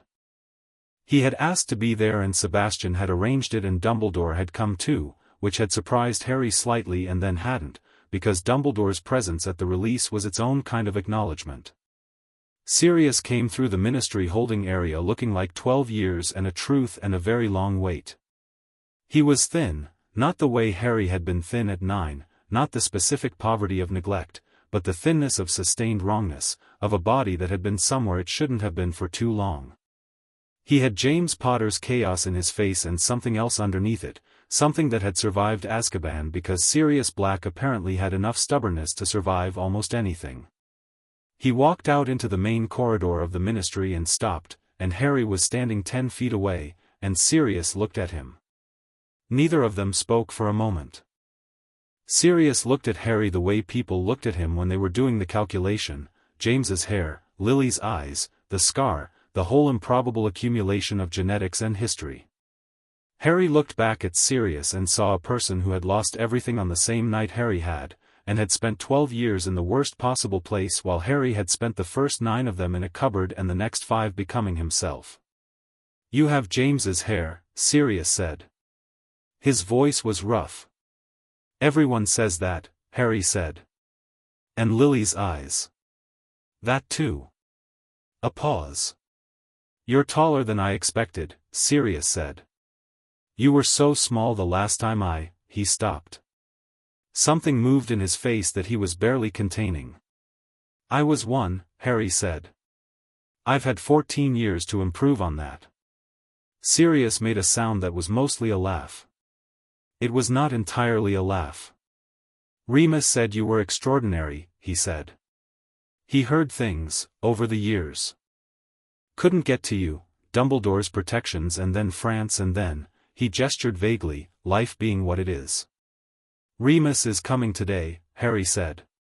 I sent him an owl. Sirius blinked. You know Remus? We've ridden since 2nd year, Harry said. He was reluctant at first. He came around. He paused. He feels guilty. About your years in Azkaban and about my years at the Dursleys. I've been telling him for 2 years that guilt without action is just self-punishment and he should do something useful with it instead, and I think he's getting there.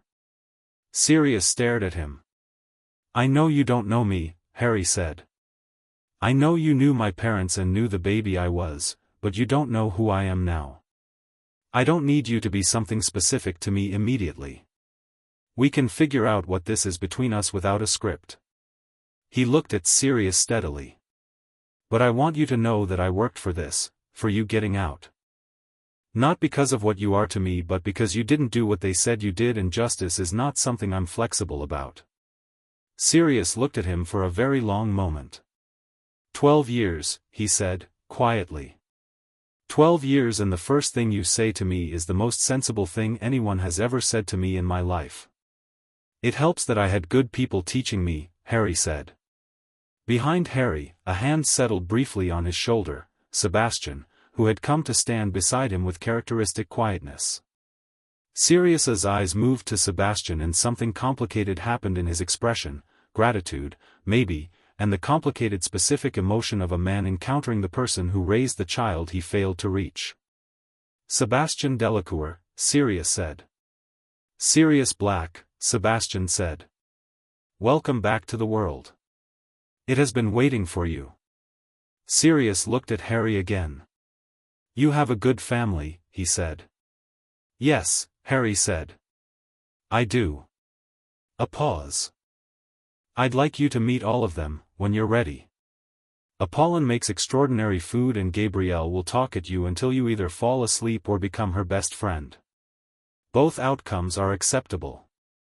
Sirius laughed, the full version this time, the one that was entirely itself. It was a good laugh.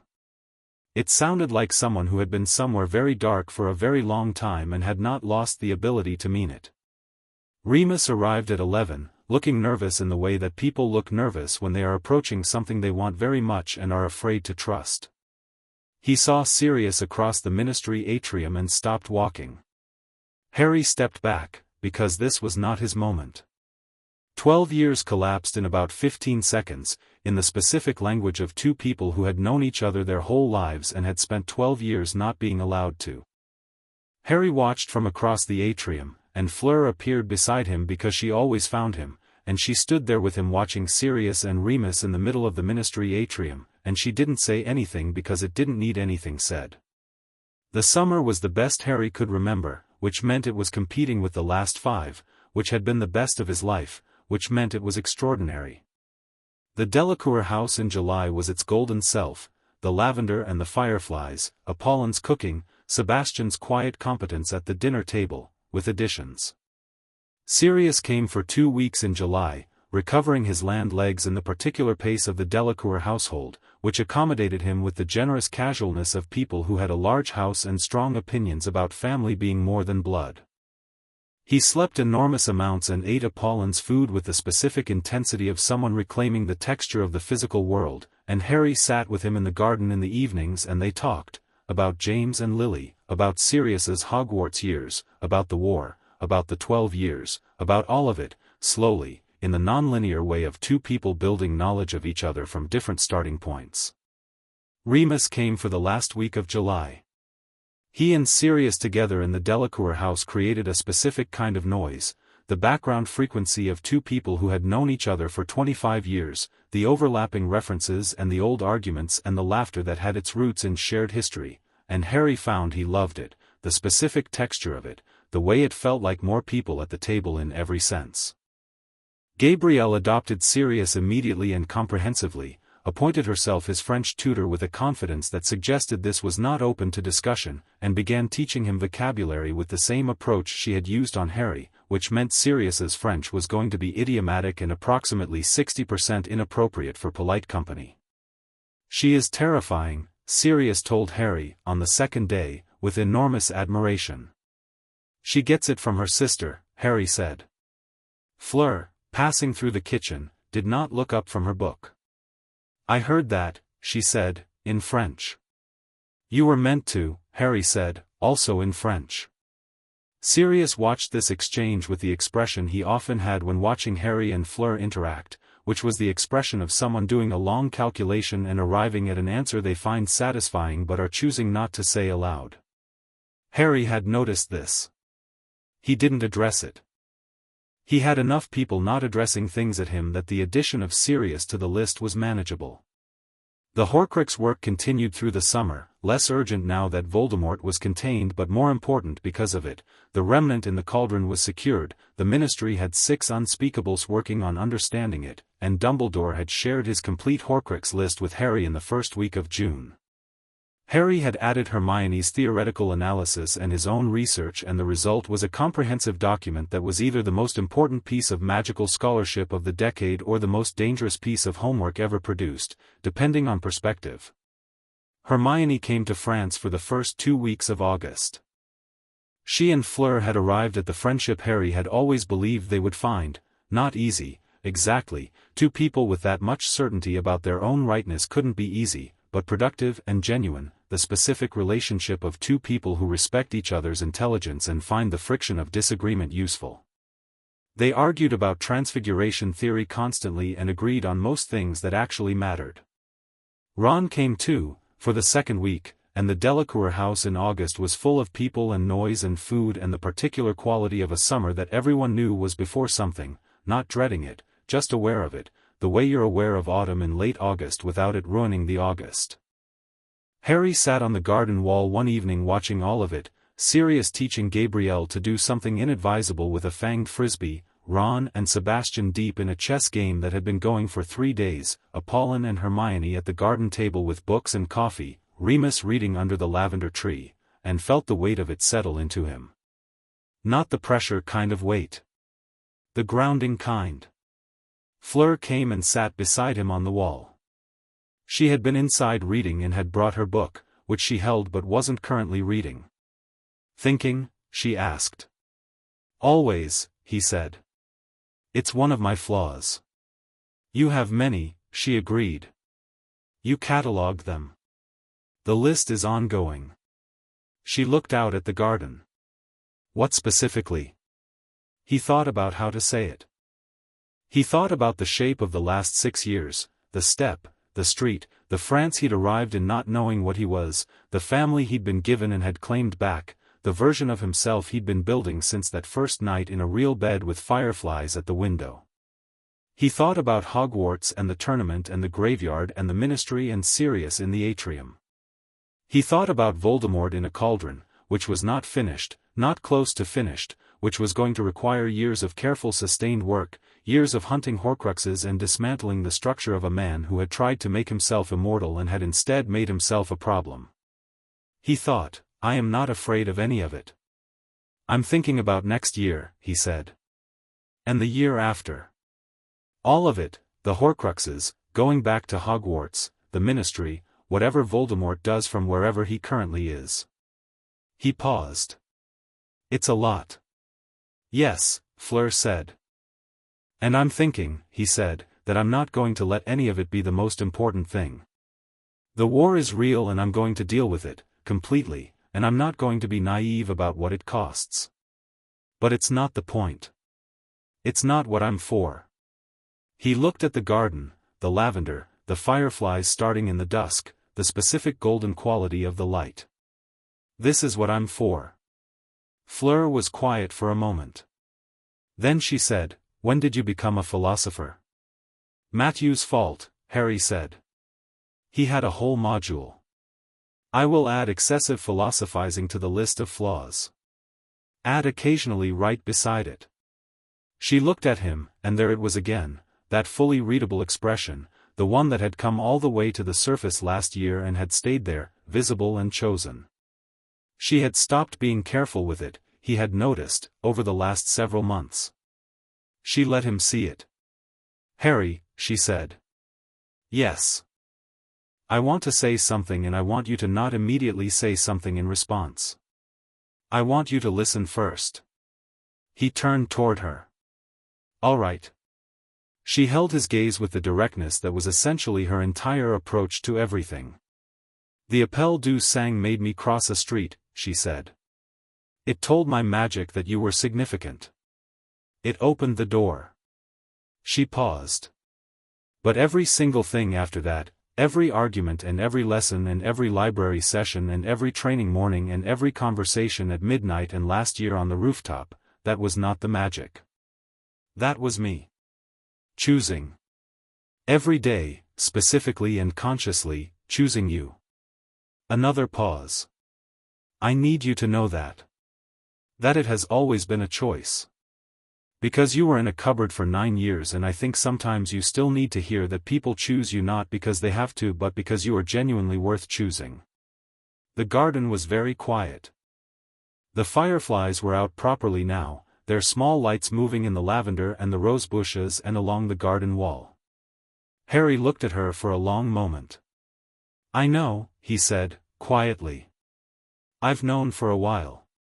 But he stopped. It's different when you say it. Yes, she said. That is why I said it. He reached out and took her hand, which he had never done with deliberateness before.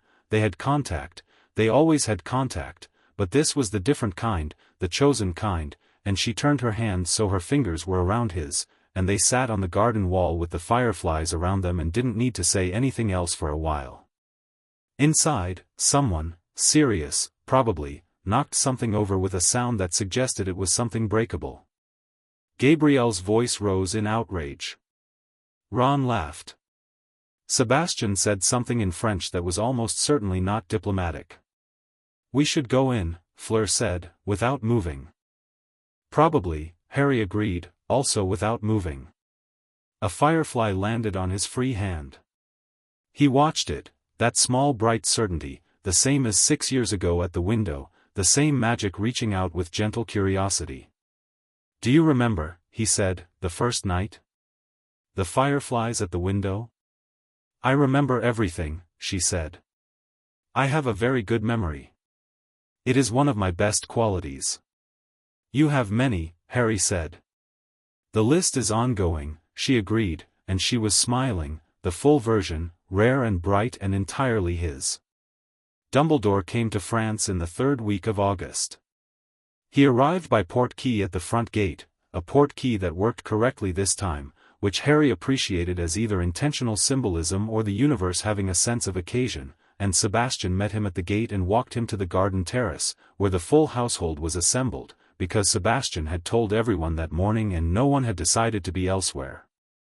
Dumbledore walked through the gate of the Delacours house and into the garden and looked around at all of it, the lavender and the fireflies and the family that had assembled itself from a misfired portkey and an ancient magic and a very great deal of stubbornness, with an expression that Harry had never seen on his face before. He looked like a man who understood exactly what he had almost prevented from existing. Professor, Harry said. He stood up from the garden table and walked to meet him, because it was his family and his house and it was appropriate. Dumbledore looked at him.